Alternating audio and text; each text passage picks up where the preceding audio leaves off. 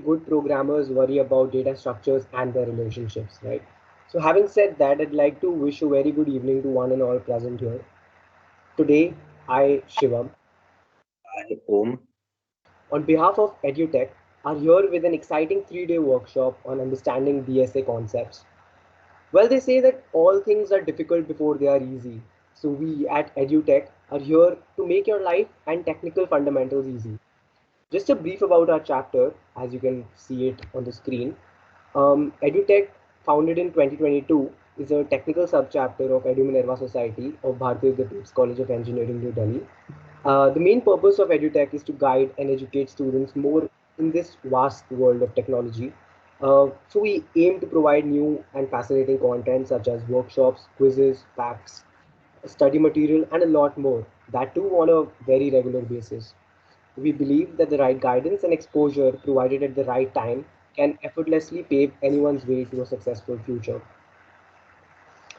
So we'll be going through with the whole timeline of the workshop. If you could just change the slide home. Yeah, so this is the whole timeline of it. We'll be going through all these topics in the course of 3 days. And yeah, so over to you, Om. Just let's just brief everybody on the agenda of today's webinar, please. So, without wasting much time, let's dive into this evening and see what our today's agenda is. First, we will begin with a basic introduction of data structures and the algorithms associated with it. Second, we'll try to cover the importance of data structures and understand its relevance in today's digital era. Third, we shall then dive deep into understanding static and dynamic languages, strong and weak languages, and hence evaluate their differences and characteristics. Fourth, we shall learn about the concepts related to DSA, such as pointers, references, OOPS concepts, time complexity analysis, arrays, and strings. Just a few instructions, guys. In all these sessions, we shall also be clearing out all your misconceptions about coding and everything, and we'll try to give you a crystal clear view on what lies ahead once you're through with university, and more importantly, how to be prepared for the technical rounds at your dream company's placement process. We would also be taking up questions post the session in the next half of the webinar. So please make sure to drop the questions in the chat box. You can even drop the questions in the chat box during the session, and we'll try to take those up. And we'll obviously, or you can obviously raise your hands, and we can unmute that you can ask your questions directly. And once getting all your queries answered, speaker, I think yeah. So just to continue to that, once we're getting done by getting your queries answered by the speaker, we shall move on to something even more exciting that we have planned. We have prepared a very fun and informative quiz for you guys at the end of every day of the 3-day workshop, only for you guys to evaluate how much you have learned during each session. So please don't forget to attempt the quiz. I would also request the attendees to stay till the end, as the attendance form link will be shared on every day, on the basis of which we'll be sending out the certificates. And obviously, so basically, on the basis of the responses that we get from the quizzes and the attendance form, we'll be sending out the certificates at the end of the workshop. So, yeah, over to you, Om. So, without wasting too much time, let's introduce today's speaker, our society's very own enthusiastic and talented Himanshu Mittal, an experienced teaching assistant at Coding Ninjas with a demonstrated history of working in the e-learning industry. Himanshu is highly skilled in C++, HTML, CSS, JavaScript, data structures and algorithms, and React.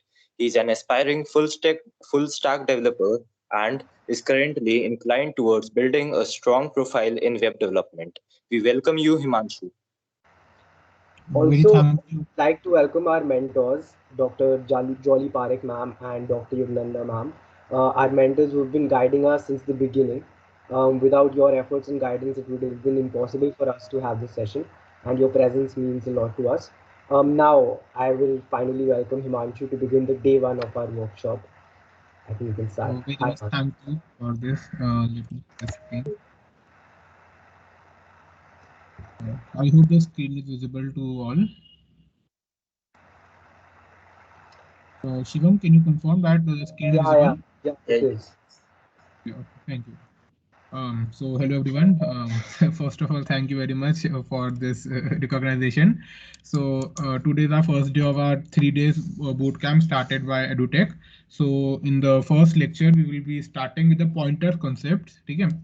So pointers are basically variables in C++ which holds the address of a variable. Like in C++, we have multiple variables, that are int, char, float. So these variables are stored in particular memory in the computer, and that particular memory have an address. So to hold the address of a variable, we have a pointers introduced in C++. In Java we don't have pointers, but pointers are important because many a time, not a many times, but it is generally asked in MCQ questions, which is before the coding round. So the pointers are not only for C++ programmer, it is also very much important if you are a Java programmer also. Basically it is, you have to, मतलब must do वाला concept है. ठीक है. So let's start with the pointer. So basically जैसे अभी बात करी थी कि जब भी कोई वेरिएबल डिक्लेयर करते हैं, तो उसका एक पर्टिकुलर एड्रेस होता है मेमोरी में. तो पॉइंटर्स उसी एड्रेस को होल्ड करता है. तो जैसे हमने अपने पढ़ा था कि जैसे हम इंट पी लिखते हैं, तो इंट पी यानी कि we have an variable of int data type and its name its P. Similarly, if you want to declare a pointer of integer data type, though the syntax of declaring a pointer is the data type star p. ठीक है.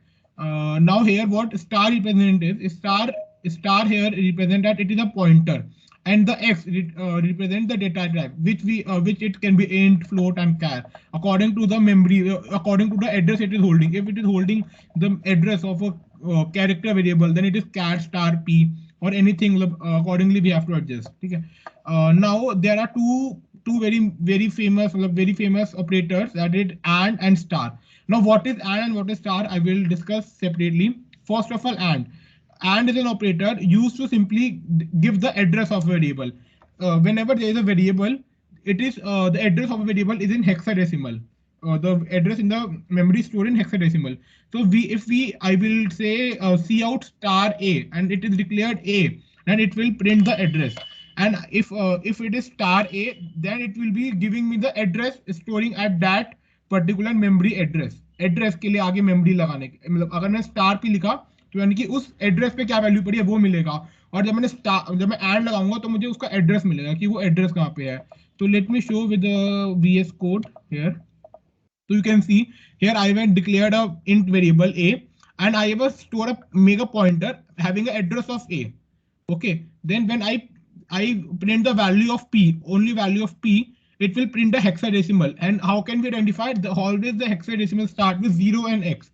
So when we will do like is p, the address of a, the memory address of a will print. And when I will see out star p, then the value at address p will print. Now let's have a run and see what is it happening, or I am only making. Yeah, you can see I have declared a, and when I have used value at a, it is printing an hexadecimal value.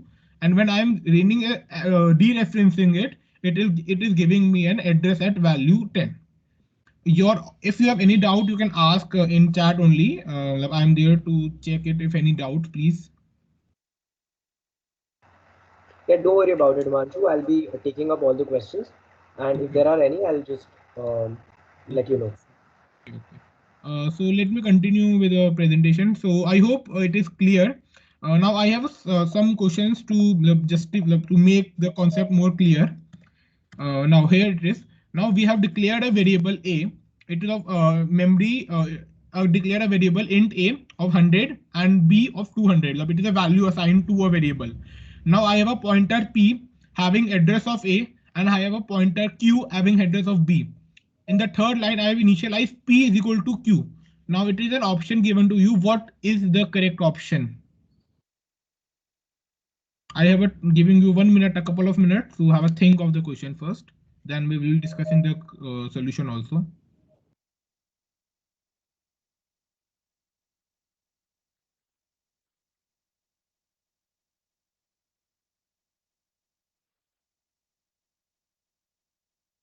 Okay, so I hope everyone has think in once.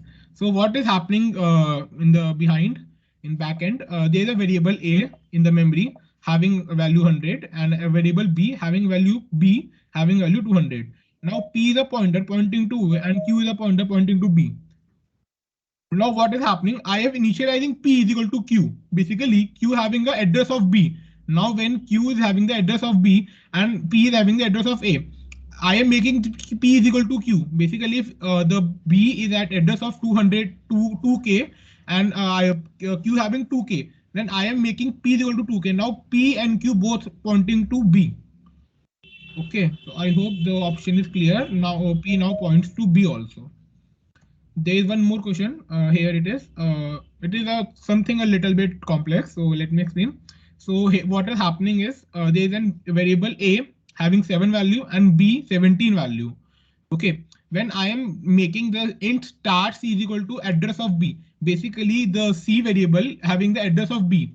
Now I'm making c is equal to address. It is dereferencing c. So basically dereferencing c means the a is equal to 17. You can see here now a there is a and there is b. A is equal to 7 and b is equal to 17. C is here pointing to b. Now start c is nothing but b, that is 17, and when we are doing a is equal to c means a is equal to 17, and we have start c is equal to start c plus 1. Basically it is saying b is equal to b plus 1. So when we will see out it, we will see 17, we will see 17 and 18. Now a short demonstration of the same on VS Code, please. Now here it is. Yeah, here the last one which we were doing.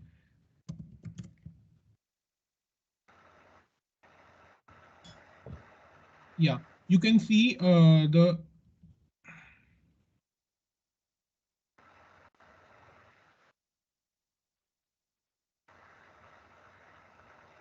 Can you Yeah, please you can explain see. the pointers one more time? Yeah, Yeah, surely. Manju, somebody has written in the chat. So Harsh is also asking the same. He wants to ask you if you have any examples of pointers using C. Yeah, actually the it is of C++. I have not done also in C. I am C++ programmer only. Okay, so if So this possible, you can show it in C++. That'll be yeah, I great. can show. Yeah, I can show. Yeah, you can see that Yeah. here we have a pointer. Yeah, here you see a is equal to 100 and b is equal to 200. Now I have a pointer p reference having an address of a.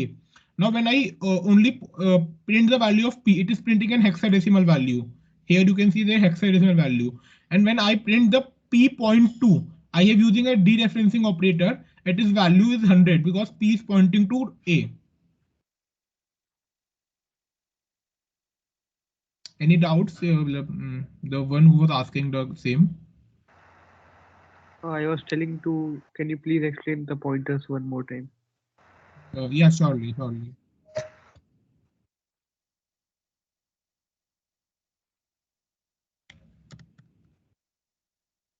Yeah. So basically, what I was trying to say that whenever we declare any variable in C, in C++, the variable we allocate a memory in the memory. There is a certain memory, and we have an address of the memory. Yeah. So we can access the variable by using the memory also. Now, how to hold the memory of the particular address? Yeah. In generally, when we use pointers, when we use declare a variable, we declare it simply that it is int I is equal to 100, like this. But when we have to make the variable to hold the address, it is called pointer.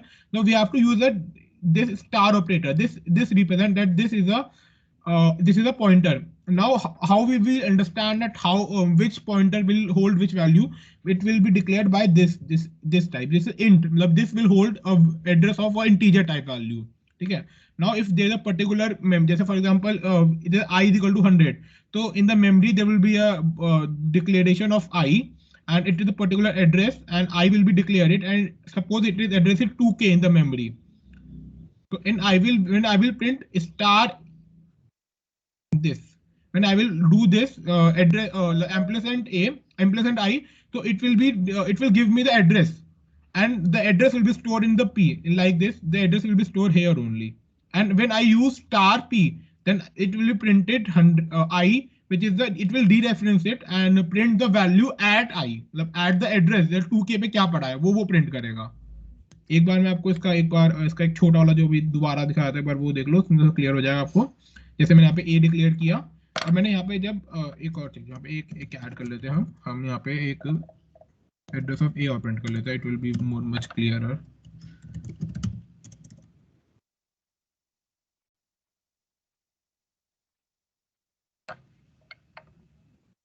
Yeah, you can see the same address is printing here and here. It is a hexadecimal value.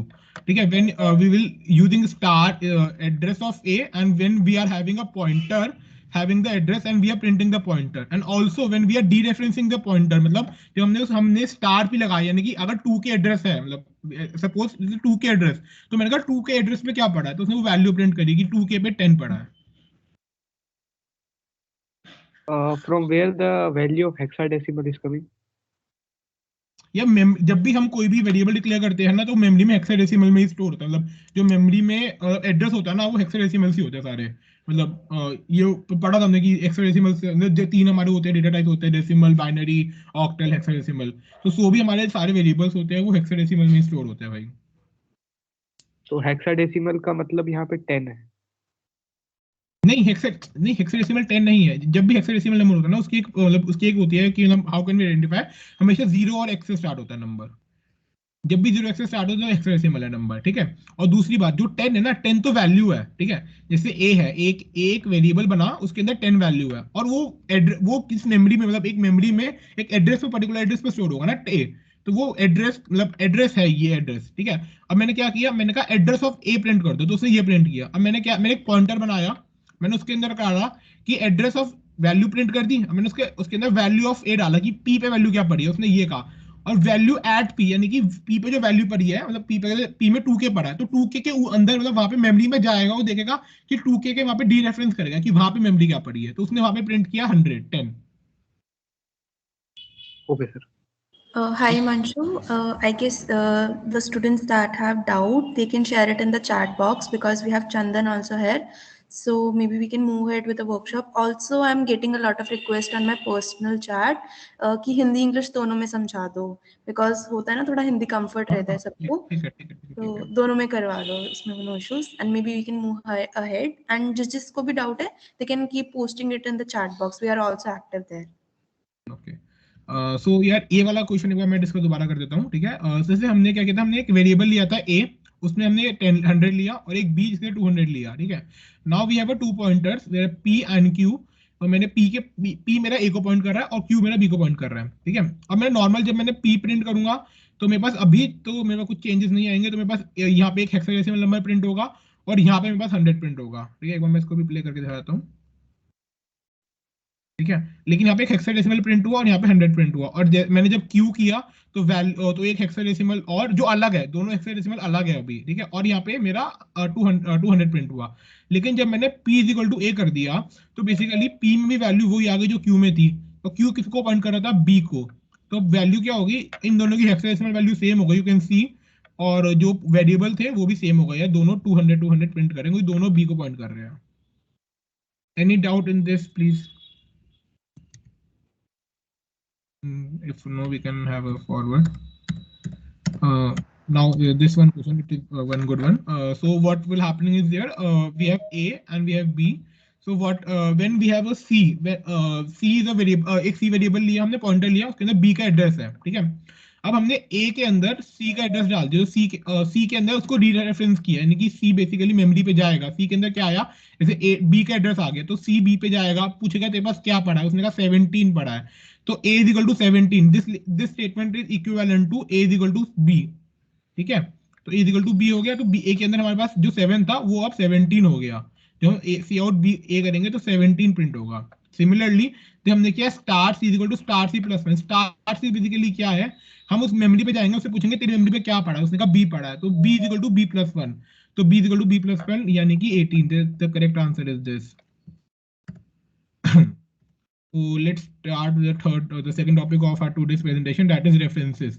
Yeah, references is nothing but basically एक alias name होता है, मतलब कि basically you are making a variable and you are you have a two names of variable. If you can access the variable by the same name also and by the another name also. Now थोड़ा सा इसको मैं improvise करता हूँ.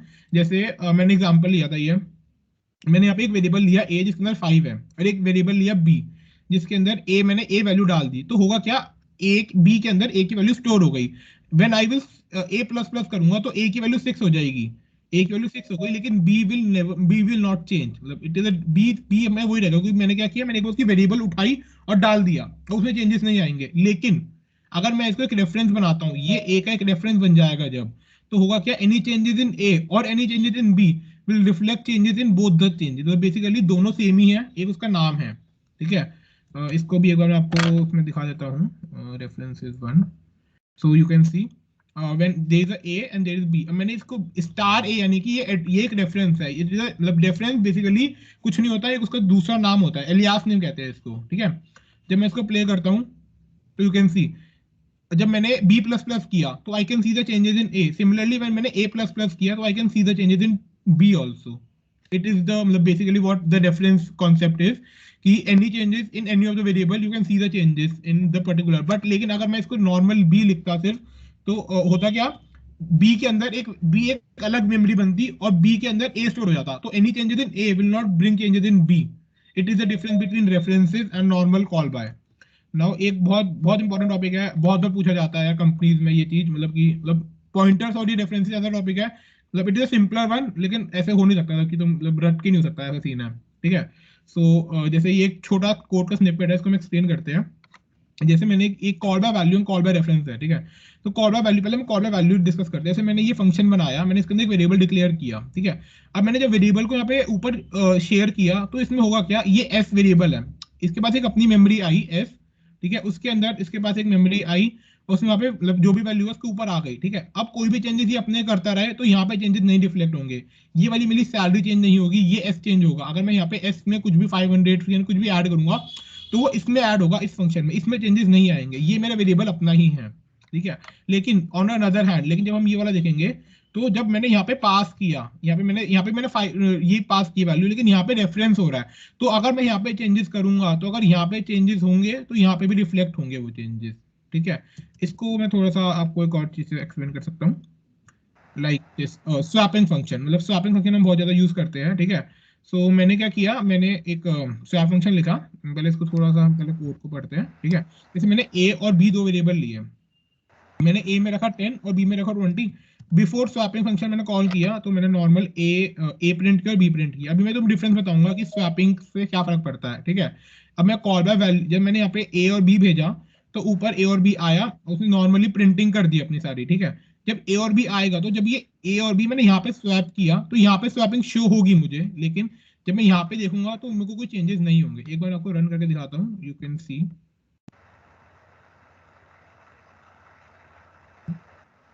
Yeah, you can see before function call I have printing a and b.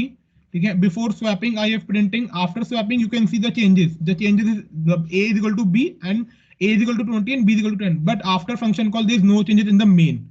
क्योंकि उसने हुआ क्या, उसने अपनी मेमोरी एक एलोकेट करी, वहां पे अलग मेमोरी बनाई उसने और वहां पे चेंजेस करे.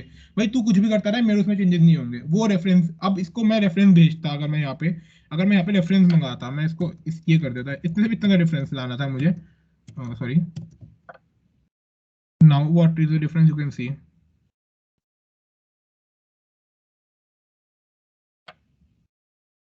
या अब की बात देखो, फंक्शन में नीचे भी चेंजेस हो रही है. बेसिकली हो क्या रहा है, उसने रेफरेंस मंगाया तो रेफरेंस आएगा, तो उससे क्या होगा कि अगर ऊपर चेंजेस होंगे तो नीचे भी चेंजेस हो जाएंगे हमारे पास. ठीक है, इसका एक और चीज है, उसके बाद मैं आपको एक बहुत मतलब अच्छा तो वही है. ठीक है, अब मैं इसको मतलब एक थोड़ा टेक्निकल बताता हूँ, मतलब थोड़ा देसी लैंग्वेज बताता हूँ. होता क्या है, जैसे फॉर एग्जांपल गूगल ड्राइव है. ठीक है, तुमने गूगल डॉक्स लिखी और तुमने उसको गूगल ड्राइव भेज दिया अपने दोस्त को. जब तुम गूगल ड्राइव भेजोगे तो जो भी चेंजेस वो करेगा वो तुम्हारी ड्राइव की गूगल शीट पे भी चेंजेस होंगे.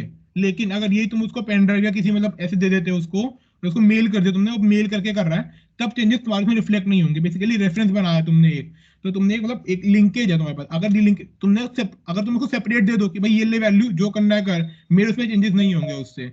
लेकिन यही अगर तुम उसको एक पर्टिकुलर दो जिसमें तुम दोनों काम कर रहे हो, बेसिकली तुम दोनों एक ही लिंक पे काम कर रहे हो ना, तो दोनों पे चेंजेस होंगे. जैसे same as call by value and call by reference. यार any doubts you can ask, मतलब I am taking chat for 2 minutes, if any doubt you can ask please. Yeah, we're taking the questions side by side, so chat Okay, के सारे questions are being answered by Chandan. Don't worry about it. हाँ, so here's short one MCQ for proper explanation. We have declared a variable I and we have declared j is 6, ठीक है. अब मैंने क्या किया, एक पॉइंटर लिया p जो i पे पॉइंट कर रहा है, ठीक है. अब फंक्शन कॉल किया, फंक्शन में i j और p कॉल किया. i तो कॉल बाय वैल्यू हो रहा है क्योंकि उसमें वैल्यू ही मांगी है, लेकिन j जो है वो रेफरेंस मांग रहा है. तो j रेफरेंस है, यानी कि j जो ये मैंने फंक्शन का लिखा, ये मेरा फंक्शन, एक मिनट यार सॉरी. हाँ, तो यार ये मेरा जो है ना, ये मेरा फंक्शन है और ये मेरा मेन है, ठीक है.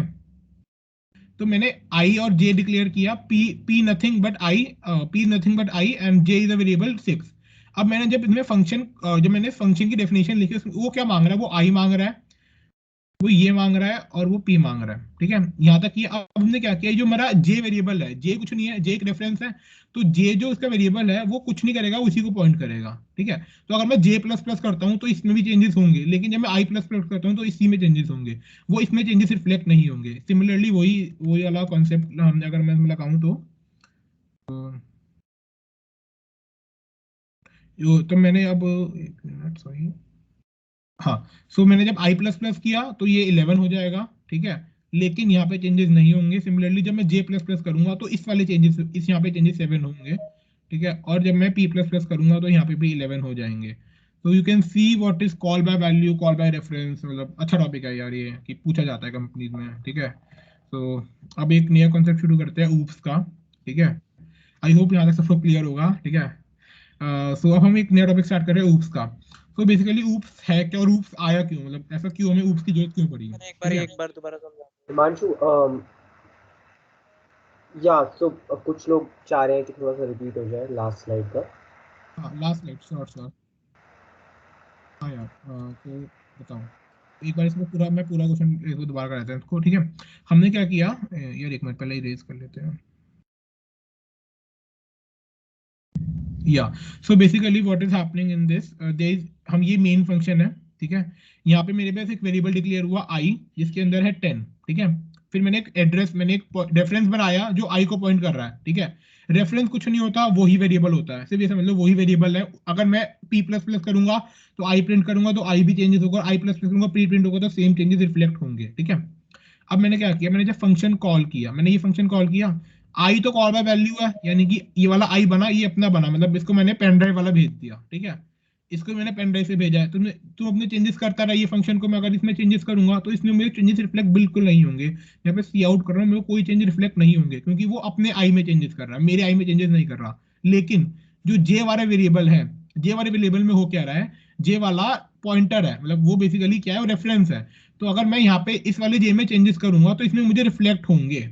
एक और चीज बता रहा हूँ यहाँ पे, इससे ना बिल्कुल कंफ्यूज मत होना कभी कि ये नेम जो है, ये आई है तो आई है तो मतलब वो सेम रहेगा, ऐसे नहीं होता.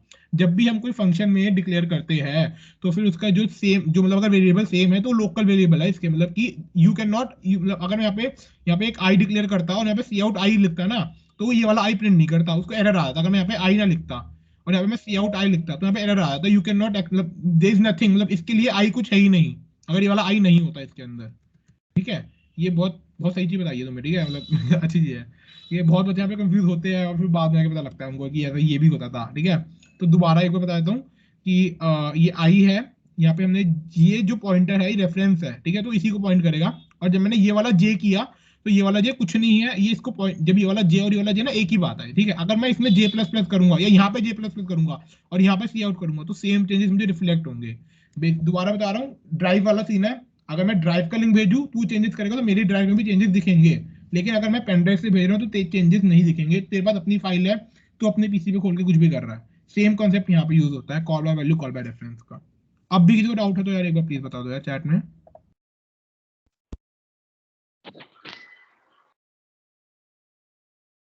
I hope Shivam, can I proceed?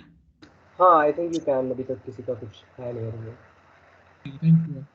So let's start with oops, ठीक है. तो यार ऊप्स क्यों है और आया क्यों, मतलब इंट्रोड्यूस क्यों कर क्या रहा हमने ऊप्स, ठीक है. तो लेट सपोज कि आपको 100 स्टूडेंट्स का डेटा स्टोर करना है, ठीक है। अब हर स्टूडेंट की 3 चीजें हैं, कुछ नहीं है, भी 3 चीजें ले रहा हूँ, 3 चीजें होती नहीं है, ये तभी मैं 3 चीजें ले रहा हूँ, ठीक है। उसका नेम, उसका रोल नंबर और उसका डिपार्टमेंट, ठीक है। सो अगर मैं नेम, मतलब नेम स्टोर करना है तो मुझे स्ट्रिंग बनानी पड़ेगी, रोल नंबर के लिए इंट और डिपार्टमेंट के लिए भी एक स्ट्रिंग, मतलब तुम कोई अगर तुम नंबर भी ले रहे हो तो बेसिकली 3 और 3 × 100 कम से कम मतलब 100 बच्चों का करना है तो कितने होगा मेरे पास, 300 हो गए, ठीक है। यही अगर मैं एक ऊप बना देता हूँ, ऊप क्या होता है बेसिकली, मैं तुम्हें टेम्पलेट दे रहा हूँ, या कि अगर जैसे आई कार्ड है, ठीक है, मुझे आई कार्ड मतलब सिमिलरली वही कॉन्सेप्ट यहाँ पे यूज किया, ये मैंने एक टेम्पलेट दे रहा हूँ खाली, कि भाई ये चीजें हैं मेरे पास, मैं मतलब मैंने ऊप्स बनाया, मैंने क्लास बनाई, उसके अंदर 3 चीजें हैं, ठीक है। या फिर नेम, रोल नंबर, डिपार्टमेंट। तुमने कहा, तुमने एक ऑब्जेक्ट बना दिया, ठीक है। अब मैंने क्या किया, मैंने कहा S1 dot name, S1 dot roll number, S1 dot department, ठीक है। ये ऑब्जेक्ट बना। अब मैंने जब S1 डॉट किया तो अब मेरे पास कितनी, जो 300 स्टोर करना था, अब मेरे पास कितना स्टोर करना है, सिर्फ मुझे 100। तो स्पेस कॉम्प्लेक्सिटी, स्पेस कम हुआ नहीं हुआ, पहले जो मुझे, जहां पे मुझे 100 लेना था, अब मुझे सिर्फ वहां पे 100 लेना है, ये डिक्लेयर हुआ नहीं हुआ। और एक और चीज, जो क्लास होती है ना, उसका कोई स्पेस नहीं होता, क्लास का कोई स्पेस नहीं होता अनटिल एंड अनलेस तुम उसको ऑब्जेक्ट बनाते हो। ये मेन में बनता है ऑब्जेक्ट, इसमें मेन में ऑब्जेक्ट बनता है। सिंटेक्स क्या है, क्लास का नाम लिखो और उसको ऑब्जेक्ट का नेम लिख दो। अब मैं क्या कर सकता हूँ, मैं S1 डॉट उसके आगे जो भी चीज मुझे उसकी यूज करनी है, ठीक है। अब देखो, जैसे फॉर एग्जांपल वो ये है कि अगर मुझे आई कार्ड बनाने हैं तो मैं नॉर्मली एक टेम्पलेट, एक खाली आई कार्ड ले लेता हूँ, ठीक है। उसके अंदर कुछ नहीं लिखा हुआ, सिर्फ लिखा है, मैं तुम भरो और आई कार्ड बन गया। मैं तुम्हें इतना सिर्फ ये मतलब ये है नहीं, ठीक है, तुम्हें खाली दे रहा हूं मैं, और तुम उसको भरो और तुम्हारा आई कार्ड बन गया। वैसे क्लास का एक टेम्पलेट है खाली, तुम उसके अंदर फिल करो, तुम्हारा काम हो गया। डोंट नीड टू, मतलब अगर तुम ये सोचो कि अगर मैं वेरिएबल का नेम सेव नहीं कर सकता, तो अगर मैं वेरिएबल का नेम सेव नहीं करता तो मुझे मतलब स्टूडेंट 1 नेम, स्टूडेंट 1 2 मतलब कितना बनाना पड़ेगा, मतलब 300 तो मुझे वेरिएबल बनाने हैं यार, और मेमोरी कितनी एलोकेट हो जाएगी। तो उसी को बनाने के लिए ऊप्स बनाया गया था, ठीक है। ऊप्स एक काफी बड़ा कॉन्सेप्ट है, ठीक है। मतलब कि अगर मैं ऊप्स की बात करूँ तो मैं 3 दिन ऊप्स में कर सकता हूँ। तो शॉर्टेज ऑफ टाइम में थोड़ा, मतलब इतना किया है कि तुम डीएसए कर लोगे उस बेसिस पे, इतने ऊप्स के बाद, ठीक है। तो let's start with something good, ठीक है। प्राइवेट, प्रोटेक्टेड एंड पब्लिक, ठीक है। बेसिकली होता क्या है यार, जैसे अब हर, जैसे मैंने, सॉरी टू इंटरप्ट, बस एक क्वेश्चन चैट में आया था, इसको सर्वेश पूछ रहा है कि काउट पे एरर का क्या बोला था आपने, एक बार प्लीज रिपीट कर दोगे।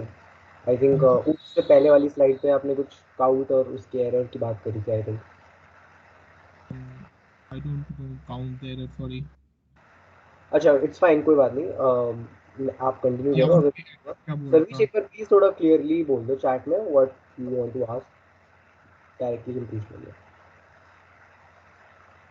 आई think in continue, Himanshu can continue. Okay, हाँ, सो व्हाट, हाँ, पब एक्सेस मॉडिफायर। देखो यार, होता क्या है कि हम हर चीज हर बंदे को नहीं बताना चाहते, ठीक है। मतलब कुछ चीजें होती है जो हम अपना प्राइवेट रखना चाहते हैं, ठीक है। हर चीज हर बंदे को क्यों बताए, फॉर एग्जांपल अगर मैं अपना एक स्कूल का या मतलब अपने बैंक का बना रहा हूँ, एक ऑर्गेनाइजेशन बना रहा हूँ, और मैं उसमें क्लास लिख रहा हूँ, ठीक है।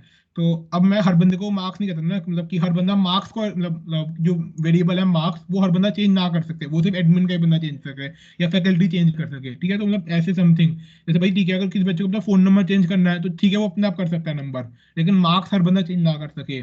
या कुछ भी, जैसे बैंक है, तो बैंक ऐसा नहीं कर सकता ना कि अगर तुम्हें अपना एडिट क्रेडिट या डेबिट करना है अमाउंट तो ठीक है, लेकिन ऐसा ना हो कि तुम बैठ के अपना बैंक बैलेंस ही चेंज कर रहे हो बैठ के, तो वो अलाउड नहीं है। मतलब वो हर चीज बैंक सबको नहीं दिखा सकता। सिमिलरली ऐसा ही होता है कि अगर हमें अपने आप को उसे प्रिसाइज करना है कि अभी की मतलब कि only need something to be declare outside the world and not in, मतलब क्लास के आउटसाइड नहीं दिखाना मुझे, सिर्फ क्लास का ही मेंबर एक्सेस कर सकता है, तो उसको कहते हैं पब्लिक एंड प्रोटेक्टेड, ठीक है। तो पब्लिक, जैसे एक बार हम यहाँ पे पढ़ ले, थोड़ी थ्योरी थ्योरी की इंपॉर्टेंट होती है क्योंकि पेपर में थ्योरी से ही पास होते हैं ठीक है। तो private member can be access out only within the class and these members are hidden outside the world. Basically अगर अगर मैं एक वेरिएबल, मैं जैसे मैं भी आपको उस पे VS कोड पे दिखाऊंगा कि अगर मैं कोई वेरिएबल डिक्लेयर करूंगा, प्राइवेट होगा वो मेंबर, ठीक है। और वो अगर मैं क्लास में डिक्लेयर करता हूँ, और क्लास में डिक्लेयर करने के बाद वो वेरिएबल को मैं नीचे, प्राइवेट है और क्लास में डिक्लेयर करता हूँ मैं, उसको नीचे मेन में एक्सेस करता हूँ, तो वहाँ पे एरर आ जाएगा, you can not access private member, ठीक है। मतलब आउटसाइड इंट मेन में भी डिक्लेयर नहीं कर सकता, ओनली विद इन क्लास, मतलब क्लास के अंदर ही कर सकता हूँ मैं एक्सेस, क्लास के बाहर एक्सेस नहीं कर सकता प्राइवेट मेंबर्स को, ठीक है। और पब्लिक होते, पब्लिक का तो कोई भी, मतलब कोई भी यूज कर सकता है, कभी भी यूज कर सकता है, कहीं से भी यूज कर सकता है, कि मतलब कोई तुमने फंक्शन लिखा वो भी यूज कर सकता है, ठीक है। मेन के अंदर लिखो या कोई फंक्शन में कोई मतलब एक ऑब्जेक्ट बना लो, कुछ भी कर लो, कोई भी यूज कर सकता है। पब्लिक ऐसा सीन है, ठीक है, पब्लिक है, कोई भी यूज करे, ठीक है। अब हम इसके VS कोड पे चलते हैं, थोड़ा सा यहाँ से देखेंगे। ये तो नॉर्मल था। मैंने एक क्लास बनाई, ठीक है। क्लास का सिंटेक्स देख लो यार, क्लास में एक ही कॉलन वाला होता है। ये बहुत बार पूछा जाता है, मतलब कि ना कि मिस्टेक निकाल दो, तो ये निकलती नहीं है। ये बहुत कॉमन मिस्टेक होती है, मतलब कि पता नहीं लगता बच्चों को ये वाला। ये जावा में नहीं होता, ये जावा में नहीं होता, ये जो बोल रहा है जावा में नहीं होता ये, ठीक है। और हाँ, तो मैंने ये क्या किया, मैंने ये क्लास बनाई स्टूडेंट नाम से, और मैंने यहाँ पे डिक्लेयर किया S1। अब मैंने S1 और रोल नंबर किया, मैंने 10 प्रिंट कर दिया, ठीक है। 10 आया, एक बार मैं प्रिंट करके दिखाता हूँ। ये भी यू कैन सी 10 प्रिंट हो रहा है, ठीक है। S1 रोल नंबर 10 प्रिंट हो रहा है। एक और चीज, बाय डिफॉल्ट अगर मैं यहाँ पे ये ना लिखता तो बाय डिफॉल्ट सब कुछ प्राइवेट होता है। अगर मैं अब करूंगा तो एरर आ जाएगा, आई होप आ गया। S1 is a private within the context, मतलब you can not access any private members in within the, मतलब अगर क्लास के अंदर कोई प्राइवेट है तो उसको एक्सेस नहीं कर सकते बिल्कुल भी, ठीक है। इसका एक सेकंड वाला देखते हैं। हाँ यार, अब एक चीज है, अब ये है कहानी कि अगर प्राइवेट मेंबर है, ठीक है, जैसे मार्क्स है, मैंने प्राइवेट लिया, तो हाउ कैन वी मेक कि, मतलब कि भाई ऐसा तो नहीं ना कि प्राइवेट मेंबर बन गया तो उसको यूज तो करना ही है बेसिकली, टीचर मतलब यूज तो करना ही है, तो हम कैसे करेंगे, हम यहाँ से रिक्वेस्ट भेजेंगे। मतलब हमने एक फंक्शन बना लिया, ठीक है, ये पब्लिक फंक्शन बनाया हमने, यहाँ पे हमने वेरिएबल लिया p। हम यहाँ पे चेक लगा सकते हैं कि मतलब कुछ भी, मतलब वो तो मतलब बेसिकली हम पास और वास करें, कुछ भी कर सकते हैं, मतलब ऐसे ही बनता है ये प्रोजेक्ट। मतलब बहुत बहुत लोग प्रोजेक्ट भी बनाते हैं इसको ऐसा, कि बैंक मैनेजमेंट सिस्टम वाला या मतलब स्कूल सिस्टम वाला। तो एज अ प्रोजेक्ट बहुत यूज होता है ये वाला, ठीक है, बेसिक प्रोजेक्ट, मतलब नॉट अ मेजर बोलना, ठीक है। तो हमने क्या किया, हमने एक वेरिएबल बनाया रोल नंबर, हमने यहाँ पे प्रिंटिंग कर दी, ठीक है। अब मुझे क्या करना है, मुझे मार्क्स सेट करने हैं। तो मैंने क्या किया, मैंने एक सेटर फंक्शन बनाया जो एक आर्गुमेंट लेगा m, और जो m है ना वो मार्क्स कॉल आउट हो जाएगा, ठीक है।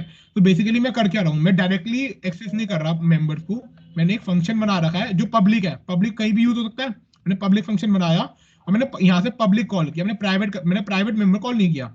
चाहे क्लास के अंदर तो मैं प्राइवेट यूज कर सकता हूँ ना, तो मैंने क्लास के अंदर प्राइवेट यूज किया है, क्लास के बाहर पब्लिक यूज किया है, ठीक है।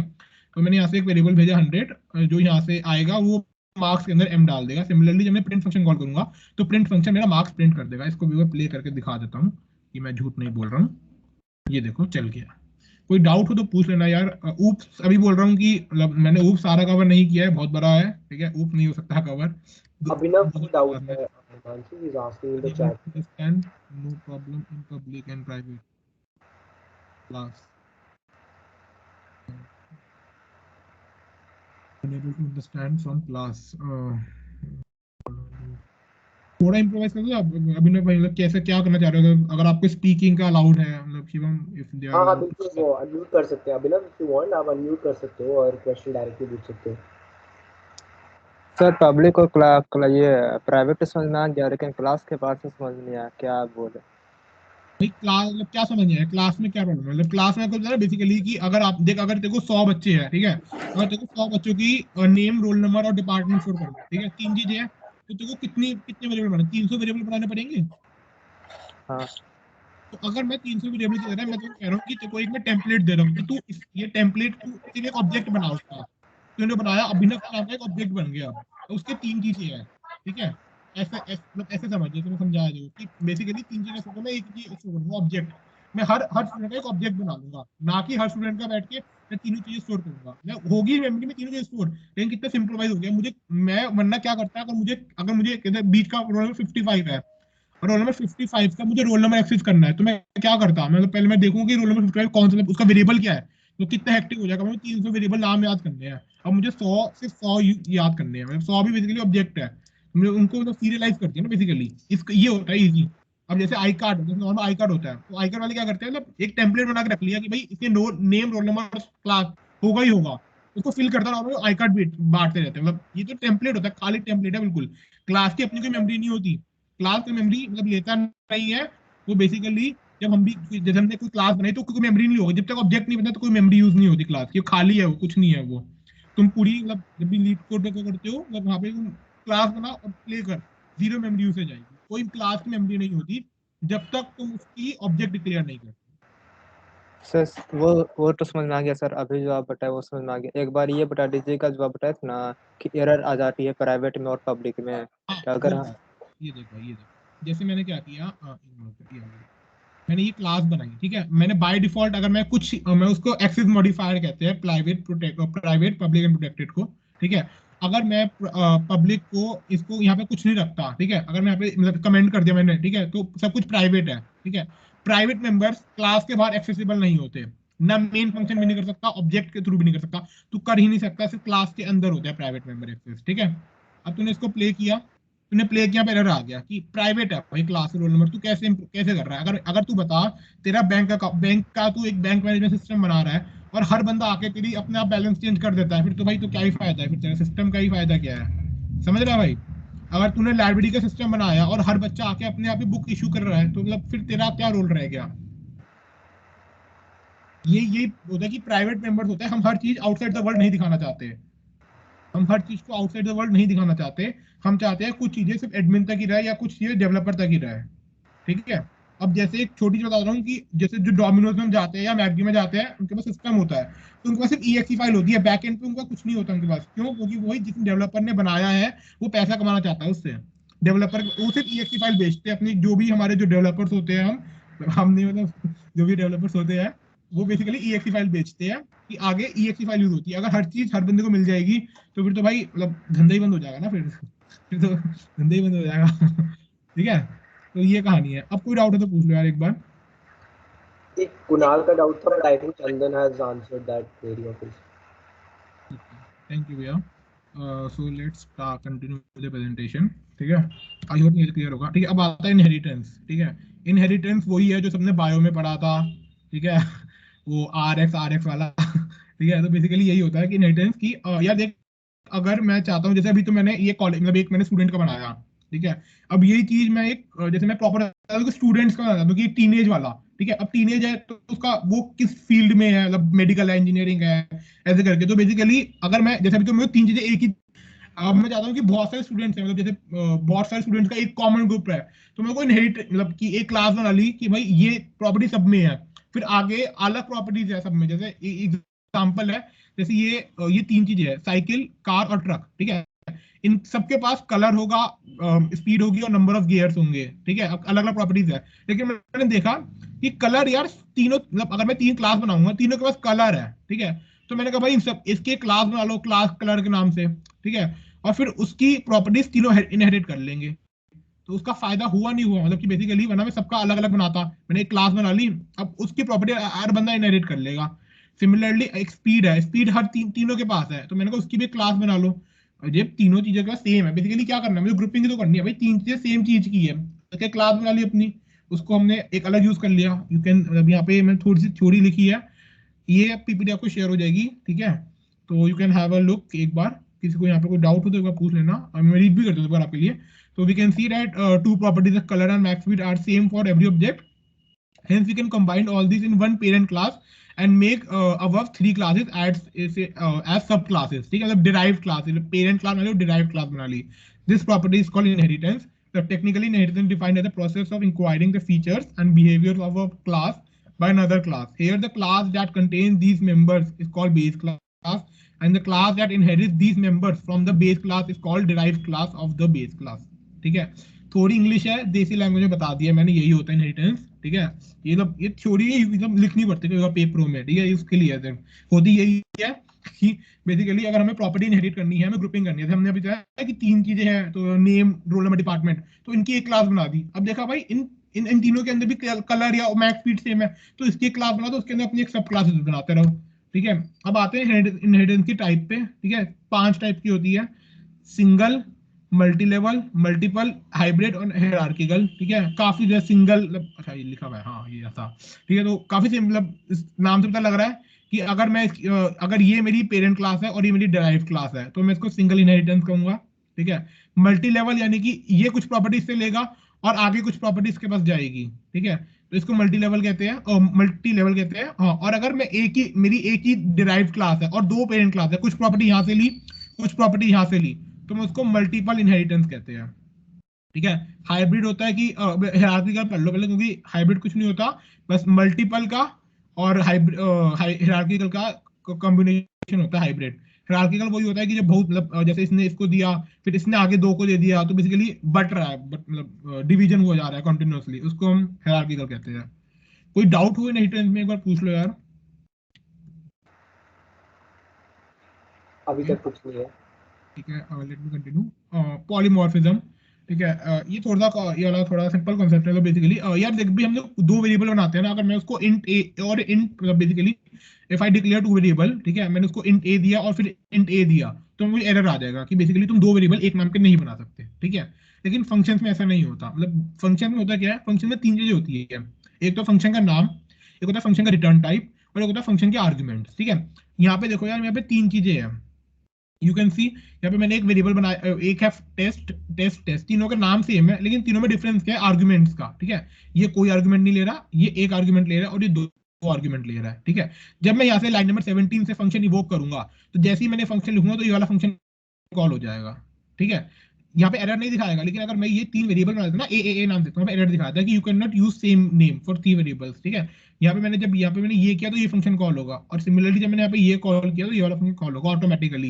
यहाँ पे कोई डिस्टर्बेंस नहीं आएगा। लेकिन अगर मैं इस फंक्शन के अंदर एक और आर्गुमेंट डाल देता, अगर मैं यहाँ पे इंट बी और लिख देता या इंट सी और लिख देता, तो वो एरर दिखा देता, क्योंकि ये फंक्शन अभी इसके पास क्लियर है, इसको पता है कि दो चीजें हैं तो मुझे इसके पास जाना है, कोई दिक्कत नहीं है। लेकिन जब यहाँ पे इसको दो फंक्शन दिखते हैं, दोनों का नाम सेम है, दोनों का रिटर्न टाइप सेम है, और दो आर्गुमेंट है, तो वो एरर दिखाता। इसको कहते हैं पॉलीमॉर्फिज्म। यानी कि अगर तुमने दिमाग नहीं लगाया तो कंप्यूटर दिमाग लगा लेगा कि भाई इसको कहाँ जाना है। वो मतलब वो सोचेगा नहीं, उसको दिख जाएगा, वो आर्गुमेंट से हिसाब किताब लगा लेगा। अच्छा कुछ नहीं है, यहाँ चला जाऊँ, एक है यहाँ जाता हूँ, और दो है तो मैं यहाँ चला जाऊंगा। इसको कहते हैं polymorphism. Okay, now skip to the good part, time complexity. ठीक है, तो टाइम कॉम्प्लेक्सिटी है काफी, मतलब इन्हें काफी सिंपल टॉपिक है, ठीक है। मतलब कि ये ऐसा टॉपिक है जो तुम चाहे कहीं भी चले जाओ, मतलब चाहे तुम सीपी कर लो, कुछ भी कर लो, ये तुम्हें पढ़ना ही है, और इसके बिना नहीं होगा, ठीक है। तो बेसिकली टाइम कॉम्प्लेक्सिटी पढ़ते क्यों है, या कोडिंग तो कोई भी कर रहा है, कोड जो भी क्वेश्चन है वो तो हर बंदा कर लेता है, ठीक है। लेकिन उसको कितना इफेक्टिव वे में कर रहे हो, ठीक है। कि बेसिकली तुम्हारा जो कोड है, अगर वो कितनी बार चल रहा है, कि अगर मैं अपना काम कितनी बार कर रहा हूँ, कि भाई काम तो हर बंदा कर ही लेता है, मतलब कितने इफेक्टिवली कर रहा हूँ, कि मेरा जो कोड है वो स्पेस कितना ले रहा है, वो टाइम कितना ले रहा है, ठीक है। तो अब बेसिकली जो टाइम है वो मशीन टू मशीन डिपेंड करता है। तो मतलब एक हमने प्रॉपर एल्गोरिथम बना रखे है इसके टाइम को चेक करने के लिए, कि ये एल्गोरिथम जो ये कोड लिखा है ये कितना इफेक्टिव है, ठीक है। सबसे पहले मैं एक छोटा क्वेश्चन, मतलब छोटी चीज बताऊंगा, कि जब भी हम जैसे ये 2 मिनट नॉर्मल प्लस के सम में, मे बी आप इसमें टाइम कम लो, इसमें ज्यादा टाइम लो, ठीक है, मे बी। लेकिन कंप्यूटर ऐसा नहीं करता। लैपटॉप प्रोग्रामर कंपाइलर के लिए जो दोनों चीजें सेम है, ठीक है। कंपाइलर के लिए दोनों चीजें सेम है। कोई भी अर्थमेटिक ऑपरेशन हो, या असाइनमेंट ऑपरेटर हो, या कंडीशनल ऑपरेशन हो, सी इन सी आउट, इसके लिए वो O ऑफ 1 है, वो इसकी कॉम्प्लेक्सिटी ऐड नहीं करता, ठीक है। कॉम्प्लेक्सिटी किसकी ऐड होती है, जैसे लूप्स हो गए, उसकी कॉम्प्लेक्सिटी ऐड होगी। हैश मैप हो गया, मतलब सॉरी नहीं नहीं, ठीक है। तो जैसे इसकी कॉम्प्लेक्सिटीज ऐड होंगी, ठीक है। कि जब हम कोई लूप लगाएंगे, ठीक है, आगे बढ़ाता हूँ, ठीक है। अब पहले कॉम्प्लेक्सिटी हम कॉम्प्लेक्सिटी निकालते कैसे हैं। टाइम कॉम्प्लेक्सिटी निकालना कुछ नहीं होता, सिंपल मैथ होती है, बच्चों वाली मैथ होती है, ठीक है। लेकिन बस उसको स्टेप बाय स्टेप लगाना होता है, प्रो मत बनो तो कर लोगे। होता क्या है, तुमने जैसे 4 स्टेटमेंट लिखी है ना, सबकी कॉम्प्लेक्सिटी ऐड कर दो, तुम्हारी कॉम्प्लेक्सिटी ऑफ कोड होगी है, ठीक है। कुछ नहीं है, यही है, ठीक है, यही है। सब ऐसे ही पढ़ते हैं, लेकिन बाद में आके इसको भूल जाते हैं कि नहीं ये होता है कुछ, ठीक है। जैसे अब मैं इसकी बात करूँ फॉर लूप की, ठीक है। यहाँ पर मैं कुछ भी बहुत सारे सीक्वेंस ऑफ स्टेटमेंट्स लिखे हैं मैंने, ठीक है। कि मैंने लूप कितनी बार चलेगा, n टाइम चलेगा। आई होप फॉर लूप सबको क्लियर होगा ही, ठीक है। ये लूप n बार चलेगा, ठीक है। चाहे मैं इसका अब होगा क्या, मैंने O ऑफ n है, ठीक है। इसकी जो इसकी है, मैं सपोज कर रहा हूँ ये n, ये 1 है इसकी कॉम्प्लेक्सिटी।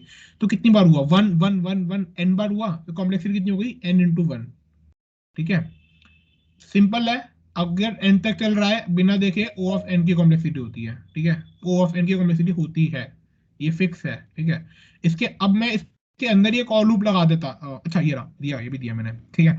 तो अगर मैं इसके अंदर ये कॉल लूप लगा दिया, तो देखो ये कितनी बार चलेगा लूप, ये m बार चलेगा, और ये लूप कितनी बार चलेगा, ये n बार चलेगा, ठीक है। The outer loop will run n times और इनर वाला m टाइम्स। तो टोटल कॉम्प्लेक्सिटी हम इसके अंदर इसके अंदर मल्टीप्लाई करते हैं, ठीक है। लेकिन अगर ये नेस्टेड ना होता, ये वाला लूप मैं नीचे लिखता है इसके, मतलब इस ब्रैकेट के बाहर लिखता है ये वाला लूप, तो मेरी कॉम्प्लेक्सिटी आती n प्लस m। डिफरेंस होता है n प्लस m और n इंटू m में, काफी अच्छा वाला, ठीक है। ये काफी अच्छा डिफरेंस होता है, ठीक है। सो एक और एग्जांपल होगा, हाँ ये वाला, ये हाँ एक स्मॉल सजेशन आया है चैट में, उनको सारे टॉपिक्स अच्छे से समझ आ रहे हैं, they feel that the topics are well taught, but थोड़ा सा यश को स्पेसिफिकली थोड़ा सा डाउट्स हो रहे हैं। तो थोड़ा सा पेस अगर हम स्लो करके एक बार वापस से टाइम कॉम्प्लेक्सिटी अगर हम कर हाँ, सके दैट वुड बी पक्का ग्रेट। पक्का पक्का पक्का। हाँ, सो यार बेसिकली टाइम कॉम्प्लेक्सिटीज पे आते हैं, ठीक है। सो सबसे पहले एक बताऊंगा कि टाइम कॉम्प्लेक्सिटी हम पढ़ते क्यों है, उसका यही रीजन होता है कि हाउ टू चेक कि किसने अच्छा कोड लिखा, ठीक है। कोड जल्दी लिखना इज नॉट अ सोल्यूशन, ठीक है। कोड तो हर बंदा लिख ही लेगा, मतलब अगर मतलब कोई भी काम करना है, जैसे हमें कहीं भी आइटरेट करना है, तो हम प्रॉपर पूरा लंबा लंबा काम करने से कोई लॉजिक है ना, काम को छोटा बनाना है, ठीक है। उसमें मतलब टाइम कम लगे और मेरा काम जल्दी हो जाए और मैं ज्यादा स्पेस भी ना लूँ, मतलब कि मेमोरी में जैसे अभी बात करी, मुझे 3 चीजें स्टोर करनी है, तो क्या मैं 300 लूँ? नहीं, मैं 100 ले लेता हूँ, ठीक है। यही चीज होती है। अब मुझे इसी को टाइम में भी करना है, ठीक है भाई। मैं टाइम जैसे अगर मेरा मेरा एक कोड है, मेरा कोड जैसे कोई भी कोड है मेरा, ठीक है, वो 1 आवर में काम कर रहा है और किसी का वो 15 मिनट में काम कर रहा है, तो भाई अगर अमेजोन किसको हायर करेगी? अमेजोन तो 15 मिनट वाले को करेगी ना, कि भाई तेरा कोड तो 15 मिनट में चल रहा है, तेरा कोड 1 घंटे में चल रहा है, ठीक है। मतलब ऐसा होता नहीं है, 1 घंटे में किसी चलता नहीं है, एक नॉर्मल एग्जाम्पल ले रहा हूँ, ठीक है। तो इसलिए हम टाइम बेसिकली पढ़ते हैं, बेसिकली ये मेजर होता है कि किसका कोड ज्यादा अच्छा था, इफेक्टिव किसका कोड है। सो सबसे पहले हम ये वाला एक एग्जांपल ले रहा हूँ कि देखो यार, जैसे अगर मैं ये दो एडिशन के सम दूं किसी को, ठीक है, तो हो सकता है कि आपके लिए एडिशन में इसमें ज्यादा टाइम लगे, इसमें कम लगे, ठीक है। मतलब अगर इसमें आपको 1 मिनट 1 मिली सेकेंड लग रहा है, तो इसमें आपको 5 मिली सेकेंड लग जाएंगे, ठीक है, मे बी, ठीक है। लेकिन कंपाइलर ऐसा नहीं कहता, कंपाइलर कहता है मुझे ये दो, चाहे इसको 8 डिजिट कर दो, इसकी 16 डिजिट कर दो, मुझे फर्क नहीं पड़ता। मैं अर्थमेटिक ऑपरेशंस को, जो भी plus minus addition subtraction multiplication कुछ भी होगा, असाइनमेंट ऑपरेटर होगा, सी इन सी आउट होगा, कंडीशनल होगा, इफ एल्स इफ होगा, उसमें मैं कॉम्प्लेक्सिटी ऐड नहीं करूंगा। वो मेरे लिए 2 मिनट का काम है, मतलब वो मेरे लिए ओ ऑफ एन का काम है। इसको हम यूनिट ऑपरेशंस कहते हैं, मतलब टेक्निकली बोलूं, इसको यूनिट ऑपरेशंस कहते हैं, और इसकी कॉम्प्लेक्सिटी ओ ऑफ 1 होती है, ठीक है, यानी कि कांस्टेंट स्पेस। कुछ नहीं है मेरे लिए, मतलब ये कंपाइलर के लिए कुछ बड़ी काम नहीं है करने का। इसको स्पेस में इसकी हम कॉम्प्लेक्सिटी ऐड ही नहीं करते, ये कुछ भी नहीं है उसके लिए। कॉम्प्लेक्सिटी ऐड किसकी होती है भाई? फॉर लूप लगा लिया तुमने, एन तक चला रहा लूप को, जैसे ये वाला। 1 मिनट। हाँ, तो जैसे ये वाला है, ठीक है। अब मैंने क्या किया, मेरा पेन सिलेक्ट नहीं हो गया। हाँ, तो बेसिकली पहले तो कॉम्प्लेक्सिटी निकालते कैसे कोड की, ये देख लेते छोटा सा है, ठीक है, कि अगर बहुत सारी स्टेटमेंट्स लिखी है, तो complexity of code is what? Complexity of statement 1 से लेके सारी स्टेटमेंट को ऐड कर दो। अगर इसकी इसकी इसकी के है, ठीक है, इसकी एम है, इसकी एन है, तो सबको कॉम्प्लेक्सिटी ऐड कर दो, तो वो कॉम्प्लेक्सिटी ऑफ कोड होगी सबसे पहले। तो ये बेसिक लॉजिक होता है, ठीक है। अब जैसे ये वाली सिचुएशन ले रहा हूँ मैं, मैंने क्या किया, मैंने लूप को n बार चलाया, इसकी जो कॉम्प्लेक्सिटी है, मैं ज्यूम कर रहा हूँ, इसके अंदर जो स्टेटमेंट लिखी है उसकी कॉम्प्लेक्सिटी ओ ऑफ 1 है। बेसिकली मैं यहाँ पे सी आउट कर रहा हूँ, सी आउट एडुटेक कर रहा हूँ, मैं कुछ नहीं कर रहा, ठीक है। मैंने सी आउट एडुटेक किया, मैंने n बार किया ना उसको, तो कॉम्प्लेक्सिटी कितनी हो गई? जैसे edutech edutech edutech n time print होगा, ठीक है। तो मैंने n टाइम्स प्रिंट किया उसको, तो प्रिंटिंग में तो ओ ऑफ 1 लगा, लेकिन कितनी बार किया? n टाइम्स किया ना, तो उसकी तो ओ ऑफ n हो गई ना कॉम्प्लेक्सिटी। मैंने एडुटेक मैंने एडुटेक सिंगल करता तो कोई दिक्कत नहीं है, अगर मैं सी आउट एडुटेक करूँ उसकी कॉम्प्लेक्सिटी नहीं है, लेकिन अगर उसको एन टाइम्स करूंगा तो कॉम्प्लेक्सिटी होगी ना भाई। तो ओ ऑफ एन की लूप लगाया ना ये मैंने, तो जब भी हमारा 0 से लेकर एन तक लूप लगा, इसको अनदेखिए ओ ऑफ एन कह देते हैं, ठीक है। एक और चीज, अगर मेरे पास एन स्क्वायर प्लस एन होगा, अगर मेरे पास एन स्क्वायर प्लस एन होगा, तो मैं एन को निगलेक्ट कर दूंगा। बेसिकली मैं बिग ओ में एक बात करता हूँ कि भैया बड़ा कौन सा है, तू तू इसके आगे क्या है, मतलब अगर 5 है, अगर एन की वैल्यू 5 है, तो 5 और 25 में से कौन सा बड़ा है? 25। तो मैं 25 मिली सेकंड लगा मेरे को, मेरे 5 की इंपॉर्टेंस नहीं है मेरे लिए, ठीक है। बिग ओ की बात कर रहा हूँ मैं, बिग ओ में हमेशा ही रूल होता है कि जब भी हम बिग ओ में बात करते हैं, तो हम एंड मतलब जो बिगर टर्म होती है उसी को कंसीडर करते हैं, छोटी को हम निगलेक्ट कर देते हैं, हम कहते हैं ये कुछ नहीं है हमारे लिए, ठीक है। आई होप यहाँ तक क्लियर होगा सबको। एक बार कुछ डाउट हो तो प्लीज एक बार चैट में बता तो दो। अभिनव वापस से क्लैरिफिकेशन मांग रहा है। So basically he is saying कि efficiency of coders is time complexity, right? या मतलब बेसिकली टाइम एंड स्पेस, या basically time and space, the हाँ, मतलब जो कोड की जजमेंट होती है वहाँ पे लिखा होता है कंस्ट्रेंट्स, मतलब जब भी तुम आगे कोडिंग क्वेश्चन करोगे, वहाँ पे कंस्ट्रेंट गिवन होता है कि we have to do in particular this time domain and in this space. Space का इतना नहीं रहता, लेकिन टाइम का रहता है। वहाँ पे जनरली हमारा जो ओ ऑफ एन होता है वो 10⁹ का होता है, 10⁹ तक अलाउड होता है, ठीक है। तो बहुत क्वेश्चंस होते हैं कि वी विल डू जनरली, मतलब वो वाले क्वेश्चंस होते हैं कि जैसे अगर मैं एन की बात करूँ, तो अगर मैं एन तक कर रहा हूँ तो 10⁹ तक अलाउड है, ठीक है। एन स्क्वायर हो गया तो 10⁹ का स्क्वायर, तो काफी ज्यादा कॉम्प्लेक्स, मतलब इतना अलाउड नहीं होता बहुत जगह पे, मतलब डिजाइन होता है क्वेश्चन की, हो सकता होगा तभी वो देते हैं कि इतने टाइम कॉम्प्लेक्सिटी में हमें करना है क्वेश्चन को, ठीक है। राइट अब मैं एक और काम करता अक्षत हूँ। अक्षत भी पूछ रहा है कि भैया अगर सीक्वेंस ऑफ स्टेटमेंट्स में टी स्टेटमेंट्स हुई तो उसकी टाइम कॉम्प्लेक्सिटी टी ही होगी ना? हाँ right Akshat, we answered your question.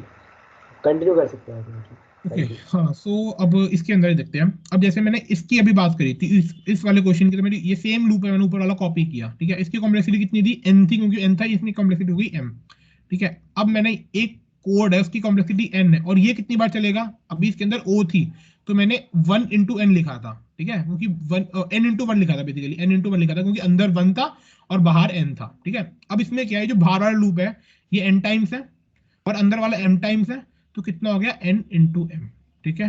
कोई डाउट है तो यहाँ पे पूछ लो यार एक बार। एक और चीज बताऊंगा इंपॉर्टेंट इसके बाद, एक छोटी सी, कि अगर अगर यही चीज मैं इसके बाहर लिखता, जैसे कि अगर यही चीज मैं यहाँ इसके नीचे लिखता, इसके अंदर ना लिखता, तो कॉम्प्लेक्सिटी कितनी होती? n तो ऊपर वाले की हो गई, प्लस m होती, ठीक है, प्लस m होती।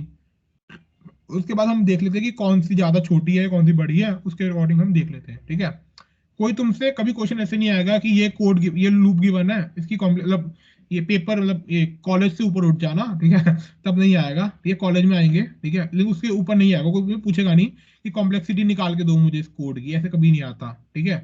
कॉम्प्लेक्सिटी हमें अपने आप एनालाइज करनी होती है जब हम कोडिंग कर रहे होते हैं, वहाँ पे कंस्ट्रेंट गिवन होता है, स्पेशली सीपी के लिए बहुत इंपॉर्टेंट होती है, वहाँ पे हमें देखना पड़ता है कि कितनी कॉम्प्लेक्सिटी में कितना काम हो जाएगा, क्योंकि यार अगर तुम्हें कोई पर्टिकुलर काम करना है, तो अगर मैं ओ ऑफ एन या ओ ऑफ एन क्यूब में, तो मैं हर बंदा कर लेगा क्वेश्चन को, तो फायदा क्या है फिर? तो जजमेंट कैसे होगी भाई? कोडिंग तो फिर हर बंदा ही कर लेगा। बेसिकली यही तो देखते हैं कि भाई कितने कम टाइम में हमारा क्वेश्चन हो जाए। अगर एक बंदे जैसे बताया था वही 1 घंटा और 15 मिनट का काम है, तो 15 मिनट के लिए अमेजोन तो 15 मिनट वाले को लेगी ना। Right. ठीक है। Anshu, there is one small clarification as well which we wanted. Praful is asking कि time space complexity and time complexity both are same things, right? नहीं नहीं नहीं, टाइम और स्पेस में फर्क होता है यार। टाइम क्या होता है बेसिकली कि मेरा कोड कितना टाइम ले रहा है, ठीक है। अब पर्टिकुलर फॉर एग्जांपल मैं कुछ मेरे को एक मतलब कोई भी क्वेश्चन है, उसके अंदर मेरे को डेटा आया, और मुझे उसको स्टोर करना है, साथ में वर्क करना है, तो मैंने अगर उसको स्टोर कर लिया कहीं पे, तो वो पर्टिकुलर मैंने मेमोरी ली, जैसे फॉर एग्जांपल मैंने एक एरे में स्टोर कर लिया, एरे में अभी पढ़ाऊंगा आगे, अगर मैंने उसको एरे में स्टोर कर लिया पर्टिकुलर, तो अगर एरे में स्टोर करता हूं, तो मैं एक एक टेम्पररी मेमोरी ले रहा हूँ मेमोरी में, तो वो ओ ऑफ एन का एक्स्ट्रा स्पेस हो गया, तो वो स्पेस कॉम्प्लेक्सिटीज होती है, ठीक है, कि तुमने कितनी मेमोरी एक्स्ट्रा ली। अगर लेकिन जैसे कोई क्वेश्चन है उसमें मुझे कुछ आउटपुट मांग रहा है वो मेरे से, ठीक है, तो अगर मैं वो रिटर्न कर रहा हूँ लिंक लिस्ट या मतलब कोई भी डेटा स्ट्रक्चर में रिटर्न कर रहा हूँ, तो वो स्पेस कॉम्प्लेक्सिटी में ऐड नहीं होता। लेकिन कोई क्वेश्चन करते हुए मुझे अगर एनालाइज करने के लिए पर्टिकुलर मतलब करंटली कोड में ही मुझे यूज करना पड़ा कि मतलब अभी स्टेबल है, मतलब कि मैंने यूज किया और खत्म है, तो वो एक्स्ट्रा स्पेस अकाउंट होता है। एक्स्ट्रा स्पेस में वो काउंट होता है। स्पेस और टाइम फर्क होता है यार। टाइम होता है कि मैं अगर लूप्स लगाता हूँ उसमें कितना टाइम लगेगा। स्पेस होता है कि अगर मैं कोई स्पेस या कुछ मतलब कोई टेम्परेरी वेरिएबल उसमें यूज कर रहा हूँ, या एरे या कुछ भी डेटा स्ट्रक्चर, मैं कहीं डेटा को स्टोर कर रहा हूँ यूज करने के लिए, फिर उसको स्पेस कॉम्प्लेक्सिटी में ऐड होता है मेरा वो, ठीक है।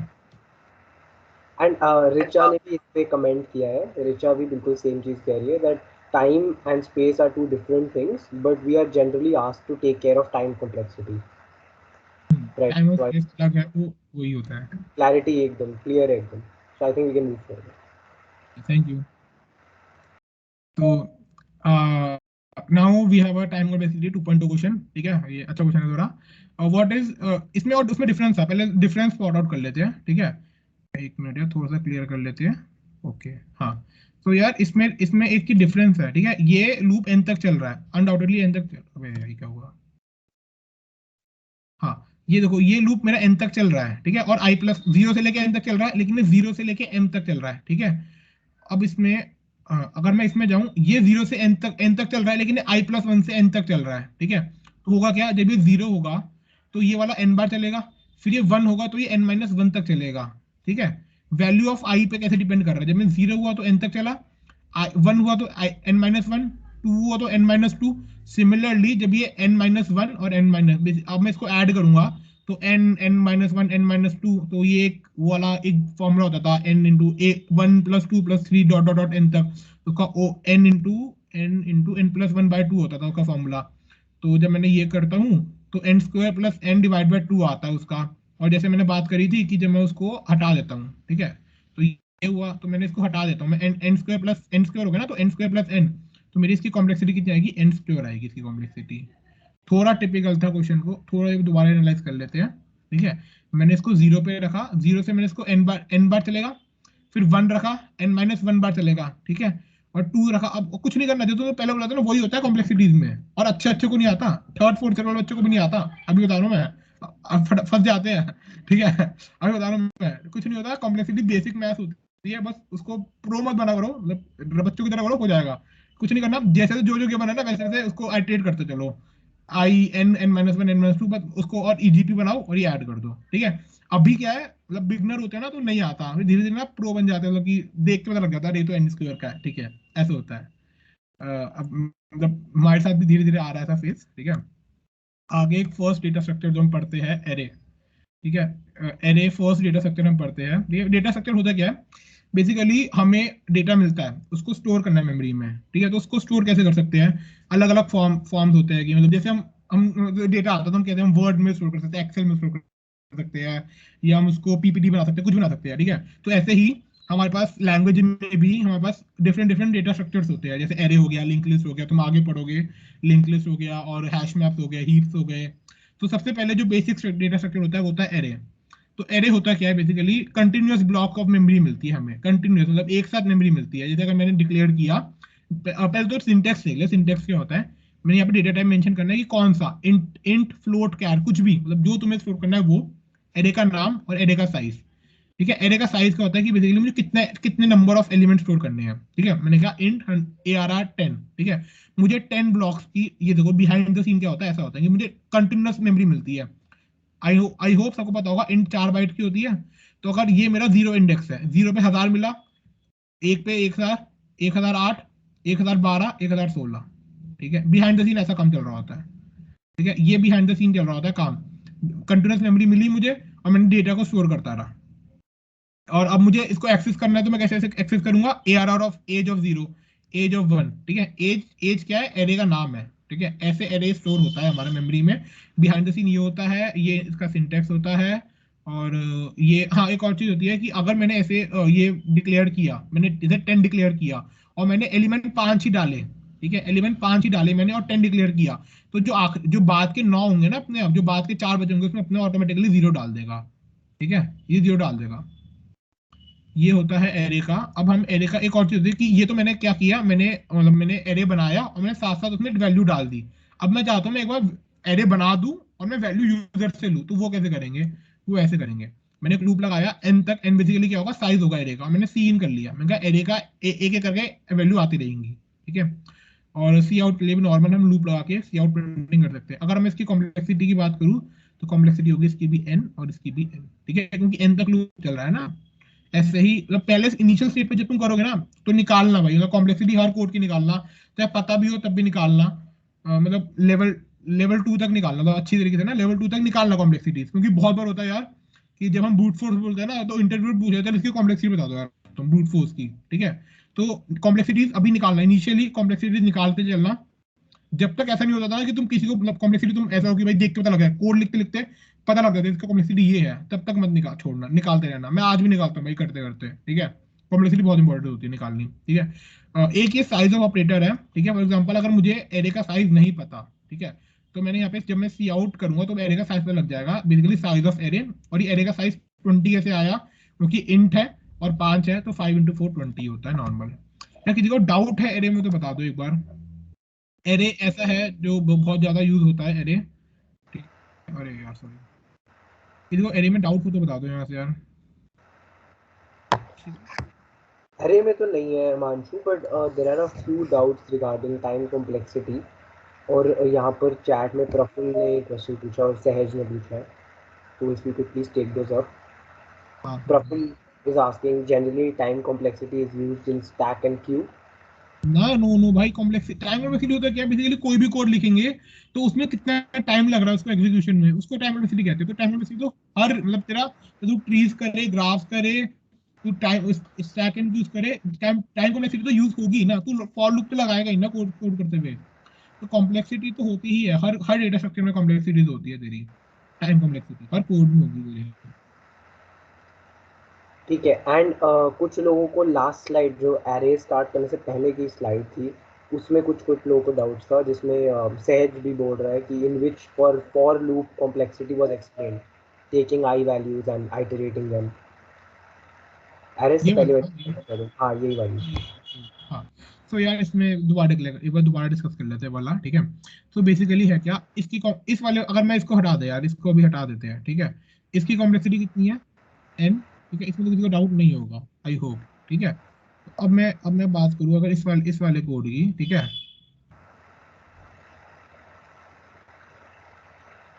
अब मैं अगर इसकी बात करूँ तो जब मेरी आई की वैल्यू 0 होगी, ठीक है, जब मेरी आई की वैल्यू 0 है तो जे की वैल्यू कितनी हो गई, जे की वैल्यू 1 हो गई, और 1 से लेके n तक आइटरेट करेंगे तो कितना आइटरेशन हो गई, n। तो आई की वैल्यू 0, तो number of iteration of inner loop n बार चला, एक ये हो गया। अब मैंने क्या किया, जब मेरी आई की वैल्यू 1 हो गई तो जे कितना हुआ, जे इनिशियलाइज हुआ 2 से। अब 2 से लेके मैंने n तक चलाया तो बेसिकली n-1 तक चला। सिमिलरली जब मेरी आई की वैल्यू 2 हो गई, जब 2 हुई तो ये हुआ 3, बेसिकली एक आगे है ना उससे, एक कदम आगे चल रहा है उससे। जब ये 3 हुई, ठीक है, तो n अब 3 से लेके n तक चल रहा है तो कितना हुआ, n-3 तक ही चलेंगे ना, वो n-3। Similarly dot dot dot हम जब इसकी ये ऐड करते चलो ना, बेसिकली मुझे यही तो है ना सीक्वेंस, इसी की कॉम्प्लेक्सिटी निकालनी है। तो n-1 n-2 dot dot dot 1 तक। तो अगर मैं इसकी बात करूं तो ये तो नॉर्मल फॉर्मूला होता है हमारा n into N plus one का, n into n+1 divide by 2। और ये मैथ तो शायद सबको आती ही होगी, n into N plus one by 2 की। तो ये हो गया n square plus n divide by 2। और n स्क्वायर प्लस n है तो अगर n स्क्वायर के आगे n की क्या औकात होगी, तो n स्क्वायर को वो हम हटा देंगे, हमारा बिग ओ में इसकी complexity o of n square रह जाएगी बस। अब बताओ यार, किसी को डाउट हो तो, एक एक लाइन क्या इटरेशन कर रही है, और कॉम्प्लेक्सिटी ऐसे ही निकाला लो। मतलब जो बंदे अभी भी है ना थर्ड फोर्थ ईयर में बैठे हैं, मतलब प्लेसमेंट लगने के बाद भी, वो भी उनसे भी कभी डाउट पूछना होगा ना, हमेशा ऐसे ही बताते हैं भाई एक एक लाइन की कॉम्प्लेक्सिटी निकाल ले। ऐसे निकलती है कॉम्प्लेक्सिटी।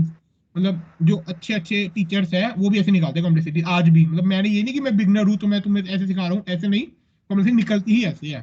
ठीक है, अनटिल अनलेस किसी को ना आती हो तो तुम्हें खुद मतलब तुम्हें बेवकूफ बना रहे तो बनाता रहे। कॉम्प्लेक्सिटी निकलती ही ऐसे है कि एक एक लाइन की कॉम्प्लेक्सिटी निकालनी होती है हमें, तो कॉन्सेप्ट ही ये है। ठीक है, और अभी आई क्लियर है, अभी तो कोई डाउट्स नहीं है, आगे आएंगे तो विल लेट यू नो। तो हाँ हाँ यार, यहाँ तक क्लियर था एरिया तक।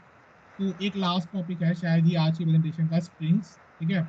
तो आई होप स्ट्रिंग्स क्या होती है बेसिकली, अगर हमें अपना नाम स्टोर करना है, ठीक है, तो हमें उसके लिए जैसे हम अभी तक हम पढ़े थे कैर, कैर क्या कर रहा था, एक करेक्टर ले रहा था, ठीक है।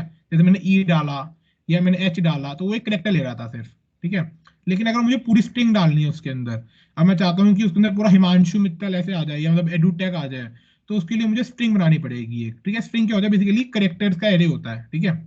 और एक और चीज होती है कि उसके अंदर ना एंड में नल करेक्टर होता है, कि हमें पता कैसे लगेगा कि स्ट्रिंग खत्म कहाँ हुई है। नल करेक्टर बहुत इंपॉर्टेंट होता है कि हमें बेसिकली हमें पता लग जाता है ना कि यहाँ पे स्ट्रिंग खत्म हो रही है, ठीक है। अब हमें स्ट्रिंग, जैसे स्ट्रिंग का सिंटैक्स ये होता है कि हम नॉर्मल स्ट्रिंग लिखते हैं और एस लिख देते हैं तो हमारा ये आ जाता है, स्ट्रिंग हम यूज कर सकते हैं, इसका नाम स्ट्रिंग है। अब ये इसमें दो दो चीजें होती है, सी इन और गेट लाइन। फर्क क्या है सी इन और गेट लाइन में, सी इन करते हैं तो हमारे पास सिर्फ एक ही आता है, कि जैसे मैंने अगर मैंने जैसे मैंने डाला भारतीय विद्यापीठ, ठीक है, और मैं भारतीय विद्यापीठ डालूंगा सी इन लगाऊंगा तो सिर्फ भारतीय आएगा, विद्यापीठ नहीं आएगा। लेकिन गेट लाइन लगाऊंगा तो पूरा आएगा, जब तक मतलब जब तक नहीं तब तक वो आता रहेगा, जब तक मतलब एंटर नहीं मारता तब तक वो जो भी लिखूंगा सब आएगा स्ट्रिंग में, ठीक है। ये डिफरेंस होता है सी इन और गेट लाइन में। सी इन स्पेस डालते ही ब्रेक हो जाता है, वो उतना ही लेगा। अगर मैं यहाँ पे कोई दो वर्ड ला डालूंगा और बीच में स्पेस होगा तो स्पेस पे ब्रेक हो जाएगा सीन, लेकिन गेट लाइन ब्रेक नहीं होगा, गेट लाइन चलता रहेगा, ठीक है। एक हेडर फाइल होती है स्ट्रिंग सी प्लस प्लस में, और जावा में स्ट्रिंग बिल्डर करके हमें इंपोर्ट करनी होती है, उससे हो जाए मतलब स्ट्रिंग बिल्डर यूज करते हैं जावा में, उसका अलग रीजन है, ठीक है। तो ये भी सी प्लस प्लस है, वो भी करेंगे कभी, ठीक है। तो ये बेसिकली ये सिंटैक्स है डिक्लेयरिंग का, कि अगर मुझे डिक्लेयर करनी है स्ट्रिंग, मतलब जैसे ये तो होगा ना कि मुझे सीन लेना है, लेकिन मैं चाहता हूँ कि मैं स्ट्रिंग बनाते बनाते उसको डिक्लेयर कर दूं, तो मैंने ये स्ट्रिंग बनाई और मैंने रिटर्न डाल दिया, ठीक है। ये है स्ट्रिंग str10। इसमें क्या होता है, डिक्लेयर मैंने एक स्ट्रिंग डिक्लेयर कर दी 10 साइज की, क्योंकि उसमें 10 ही एलिमेंट आएंगे, उसके बाद वो लेगा नहीं एलिमेंट, तुम जितने मर्जी डालते हो वो 10 ही लेगा एलिमेंट्स, ठीक है।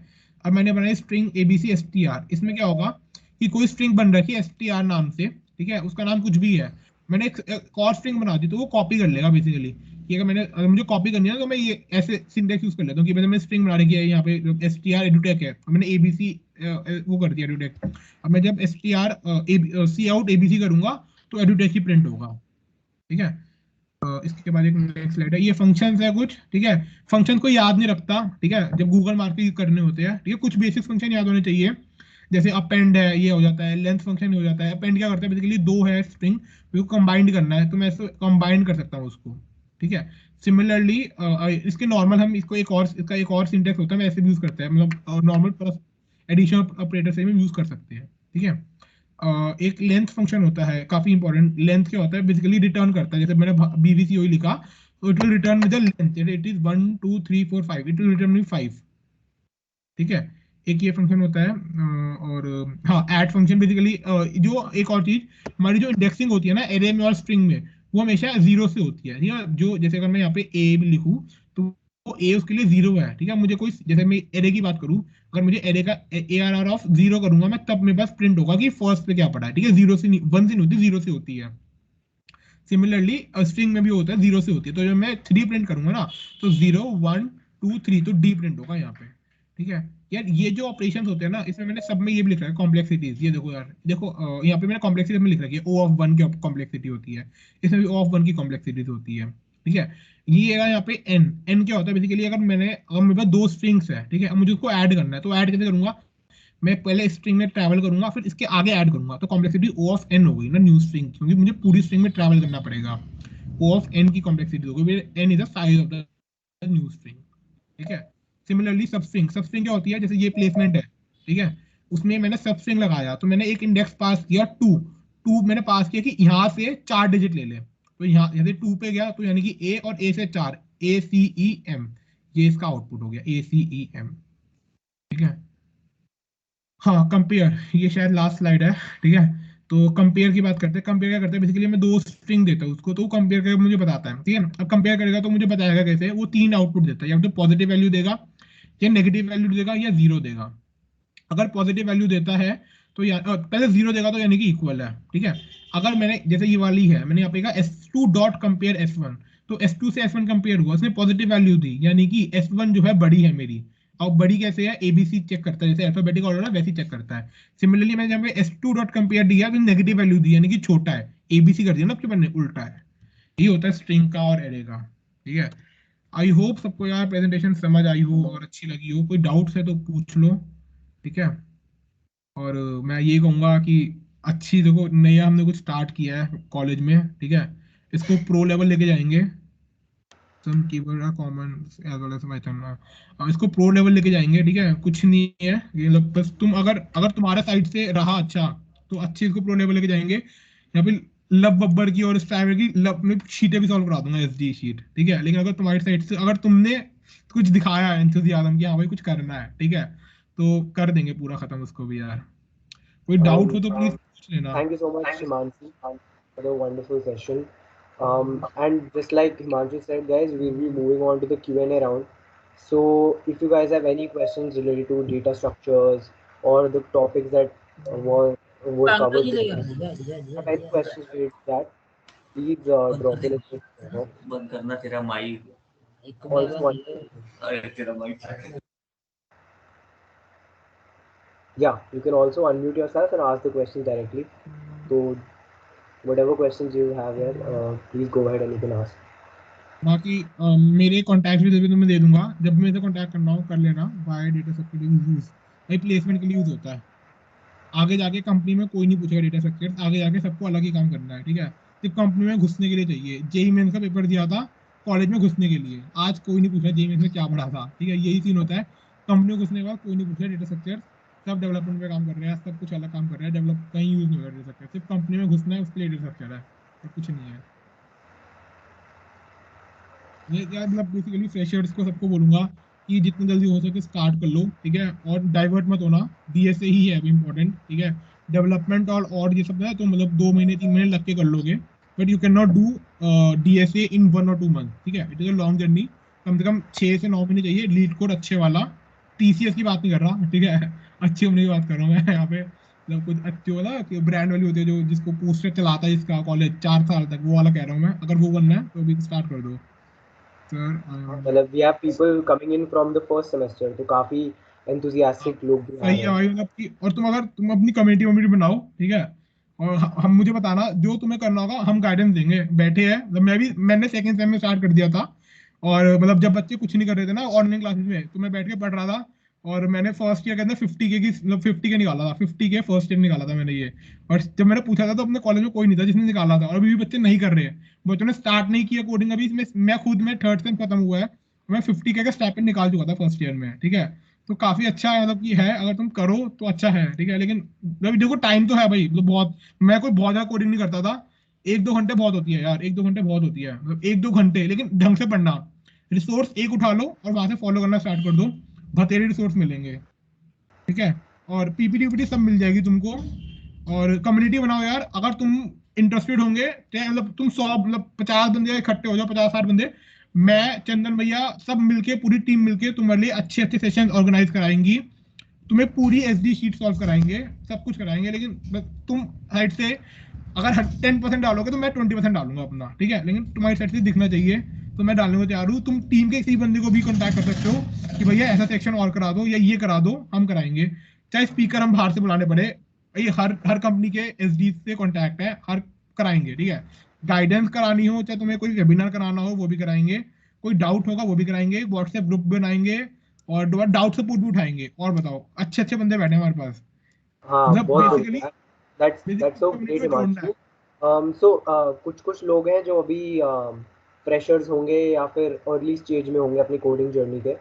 सो they wanted to ask that which is the best YouTube channel that they can refer to DSA के लिए स्पेसिफिकली, या फिर कोई बुक जो सजेस्ट करना चाहो आप, या कोई भी। बुक तो नहीं होती, ठीक है, बुक नहीं होती डीएसए के लिए। मतलब कि मतलब फ्रेशर हो तो मैं कहूंगा कि एक रिसोर्स पढ़ लो, जैसे मैंने क्या, पेप कोडिंग है, ठीक है, पकड़ लो। काफी अच्छा कंटेंट है पेप कोडिंग का, ठीक है। उसको करने के बाद अच्छे मतलब लेकिन उसके लेवल तो मैं कहूंगा फाउंडेशन उसका थोड़ा अच्छा नहीं है, ठीक है। और वो कंप्लीटली जावा है, एक और चीज अभी से, कंप्लीटली जावा है पेप कोडिंग। लेकिन अगर तुम्हें चैनल पकड़ना है तो हैरी का चैनल है, लेकिन वो बहुत पुराना हो गया, आउटडेटेड हो गया, मुझे ऐसा लगता है कि उससे अच्छे चैनल आ गए हैं। और इससे अच्छा लव बब्बर एक आजकल चला रहा है अपना, वो देख लो, वो भी अच्छा है, लव बब्बर का भी जो ऑन गोइंग है उसका।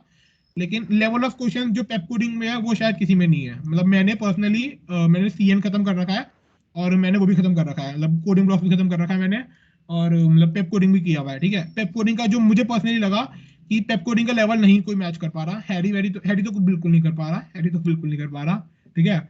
जो लेवल मैच कर पा रहा है उसका, वो अपना कॉलेज कर पा रहा है, और हल्का फुल्का लबबर कर पा रहा है, और कोई मैच नहीं कर पा रहा, और वो भी काफी नीचे है। पेप कोडिंग इस समय बेस्ट है, मतलब लेकिन उसकी थोड़ी मतलब वो ना कि मार्केटिंग में बेकार है। लेकिन उसका जो लेवल ऑफ क्वेश्चन है वो अच्छे हैं, और उसके मेंटर्स है वो अच्छे हैं, ठीक है। मतलब उसका कंटेंट थोड़ा फ्री कर दिया उसने, इसलिए थोड़ा नहीं हो पा रहा है, लेकिन मेरे हिसाब से अच्छा है। Yeah. Got it, Himanshu. I think Tushar that answers your question perfectly. Guys, just a small note. We'll be having the quiz, and so I would just request you all to please stay till the end. And I think we can have one or two more questions if you guys want to ask anything. तो हिमांशु, एक बार आप chat box में लिखना चाहो आप लिख दो। And अगर नहीं है क्वेश्चन तो I think we can move forward with the quiz. Let's wait for a minute and then we can share the quiz link with everybody in the chat box. क्योंकि थोड़ा लैग हो जाता है तो क्वेश्चंस कभी कभी late आते हैं. सो कोई इशू नहीं है, आई थिंक कोई क्वेश्चन नहीं है. So I think we can share the quiz with everybody. Oh, okay. Kunal is asking something. How many questions have you done on lead code and how many are sufficient? ये हिमांशु आपके लिए. Sufficient ना, एक मेरे की वो बन रखी है आजकल, शीटें बन रखी है बहुत सारी, लब्बब ने भी निकाल रखी है, स्ट्राइवर की भी है, पेप कोडिंग की भी है। कोई भी एक शीट उठा ले और कर ले, ठीक है। और मतलब कुछ होता है पर्टिकुलर क्वेश्चन, जैसे मतलब मैं अराउंड बताऊं तो 300 से 400 क्वेश्चन होते हैं, उनको कर लो। उसके बाद ना जो तुम्हें क्वेश्चन मिलेंगे वो मॉड्यूलेशन ही मिलेंगे, उससे मतलब 19-21 मिलेंगे। नया कॉन्सेप्ट नहीं होगा, मतलब ऐसा कोई स्टोन नहीं होगा, जो अनटर्न स्टोन है ना वो चीज नहीं रहेगी। तो ऐसा तो होगा नहीं बिल्कुल, मतलब एसएसटी तो है नहीं भाई ये, तो मतलब दे दिया कि भाई इस मतलब इस ईयर वॉर हुआ था तो यही आ जाएगा, ऐसा नहीं आएगा। बस ये होगा कि तुम्हें पता लग जाएगा कि ये है, और मतलब ऐसा ऐसा पता लग जाएगा कि भाई ऐसा मतलब डायमीटर ऑफ अ ट्री ऐसा कुछ करके क्वेश्चन वही आते हैं। अभी बोल रहा हूँ क्वेश्चन वही आते हैं, बस तुम्हें हाँ, आना चाहिए। great, Himanshu. Thank you for all your insights. So guys, I think we should move on to the quiz round, if I may say so. So just so quiz link has been shared in the chat box, and also a small instruction. that every question has a specific time limit. So बहुत basic questions है, don't be too nervous about it.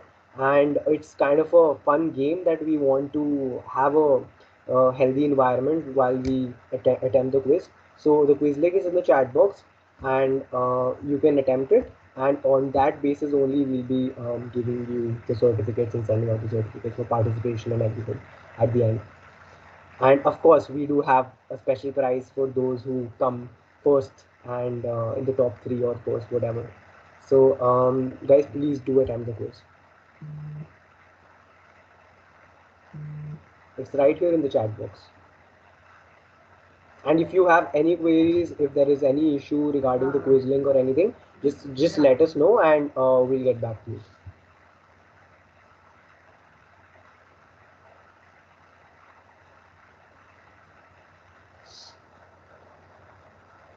And we'll be waiting for about so let's say it's 6:27 right now. We'll wait in the meeting till 6:50 p.m. I think that time is sufficient enough to attend the quiz. And post, when we get the results, we'll be sharing the screen and we'll be announcing the winners.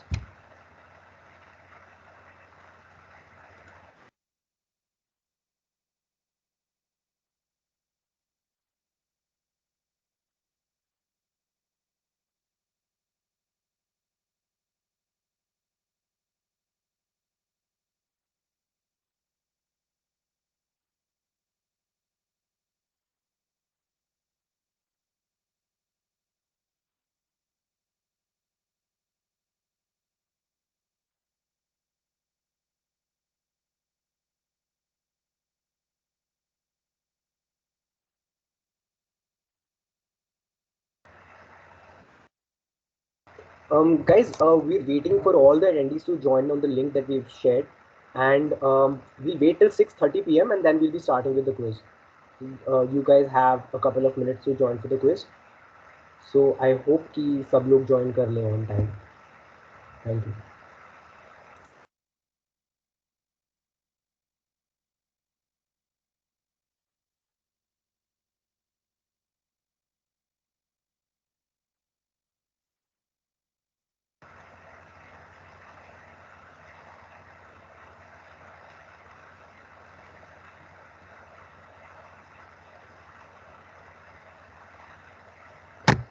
Vasudev, can you please share the quiz link again? Yeah, in the already chat? done. Yeah. Pulkit Dev, you can join on the link that has been shared.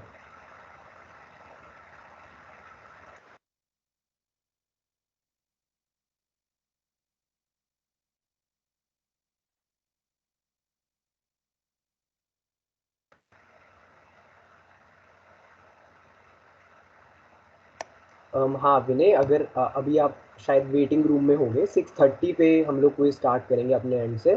And अभी हम wait कर रहे हैं सब लोगों को join करने के लिए, एंड जैसे ही सब लोग ज्वाइन कर लेंगे, you will be able to view all the questions in front of you, and आप अटेम्प्ट कर पाओगे 6:30 के बाद.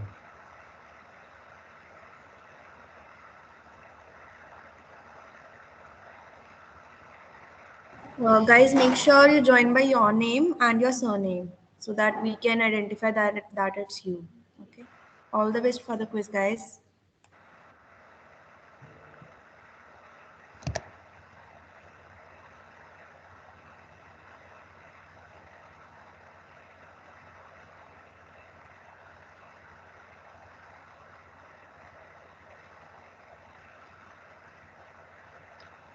Okay guys, so we'll be starting with the quiz now. So best of luck.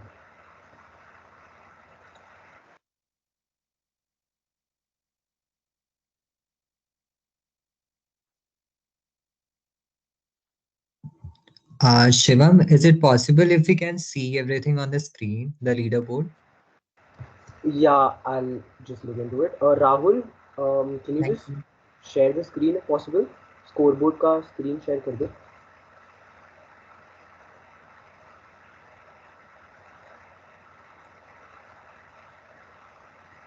I'll surely look into it, Rahul. No issue. If it's possible, then that's okay. Thank you.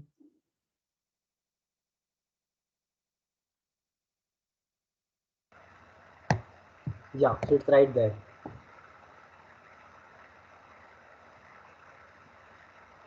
Okay, so all your scores are live, updated right in front of you. So so that everything's crystal clear with everything.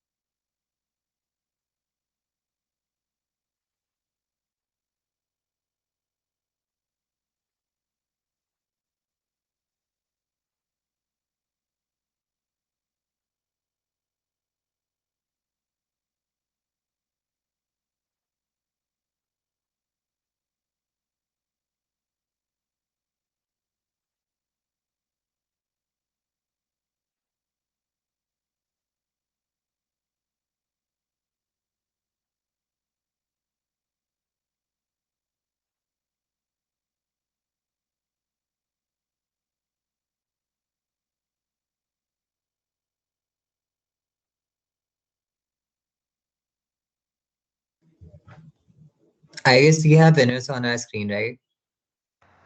Yeah, that's what I was wondering, that if we have the top five or not. So as of now, guys, Kunal Singh Rotela, Anushka Dhaya, Amrita Kundu, Tushar, and we have somebody else in the top five, which is Manish. Wow, last minute entry, lovely. So these are the top five winners that we have right now. I'll repeat it again. You can see it in front of you as well.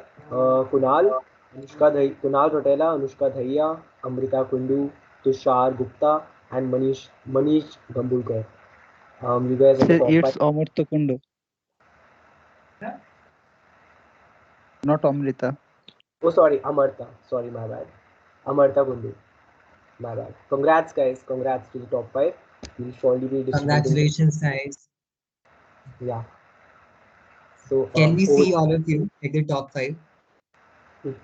Yeah, that'll be great if you guys can just switch on your videos, or you want to see your instant reactions if possible. At least I want Kunal to come on the screen and share how did he find all the questions.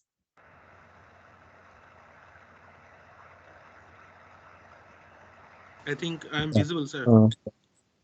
Yeah, you are. Hello. Yes, sir. Hi, Amartya. Hi, Kunal. How was Hi, Kunal. your experience of the session? Sure. Yeah, it's good. Actually, I don't get you. Sorry. Hello. Actually, I'm not hear you. No, nothing. We didn't say anything yet, Amartya. We just wanted to know how you felt about the whole day one of the workshop. Yes. If you liked it or not, सारे concepts आपको clear हो गए. That's what. I have learned many things from the webinar. Okay, so yes, it's great, and we want many more webinar like that. For sure. And what about our winner, Kunal? Kunal, are you there? Yeah, Kunal, how do you feel? Yeah. Do you like it? Am I visible? Yeah, of course, yeah. Yeah. Yeah, it was a great session. I got to like revise many things in the session. Nice. And how did you find the quiz? Yeah, like it was moderately difficult, not that much difficult. Okay, मतलब ज़्यादा difficult नहीं थी. That's great. That's honest. Okay. Thank you. Congratulations, Kunal. Congrats, Kunal. If you feel like, you can switch off the camera now and we can conclude with the session. Over to you. Okay. So with this, we come to the end of the day one of the workshop. First of all, I thank Himanshu for having such a wonderful and interesting session. It was really helpful and it helped us gain a lot of information and learn a lot of concept about DSA. The Q&A round was also amazing and we could see the enthusiasm of the attendees as well. So, and I also thank Yognanda ma'am, HOD ma'am, and Jolly ma'am for gracing us with their presence.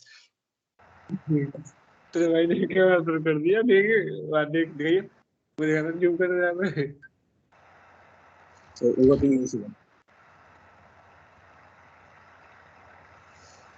Yeah. So just to continue, we would also like to thank the attendees who joined in today. Thank you everyone for being such a great audience. And before leaving, a kind reminder to please fill out the attendance form that we have just shared in the chat box. On the basis of the information that we get from these forms, we will be sending out the certificate and the prizes to the winners. So please fill out these forms really carefully and make sure to attend the remaining 2 days of the workshop as well. And also to attend more such insightful events and workshops, follow us on our social media handles on Instagram, and you can also join our WhatsApp group where we will be providing all the information regarding this event and also all the future updates on the future events that we'll be hosting. So with that, I, Shivam, And I, Om, sign off for today, and thank you very much once again. Please don't forget to fill out the attendance form. Thank you. Thank you guys. Thank you Shivam. Thank you Om for such a great anchor, for being such a great anchors. Thank you everyone. Yes, as Shivam mentioned, do fill out the attendance form, and you can also join the WhatsApp group link. We'll be like opening the link for opening the group for a few hours, so you can ask all your doubts, all your queries that will be answered there. So great guys. See you all tomorrow with such a great enthusiasm. Also congratulations to the winners. Great. Thank you everyone. Thank you.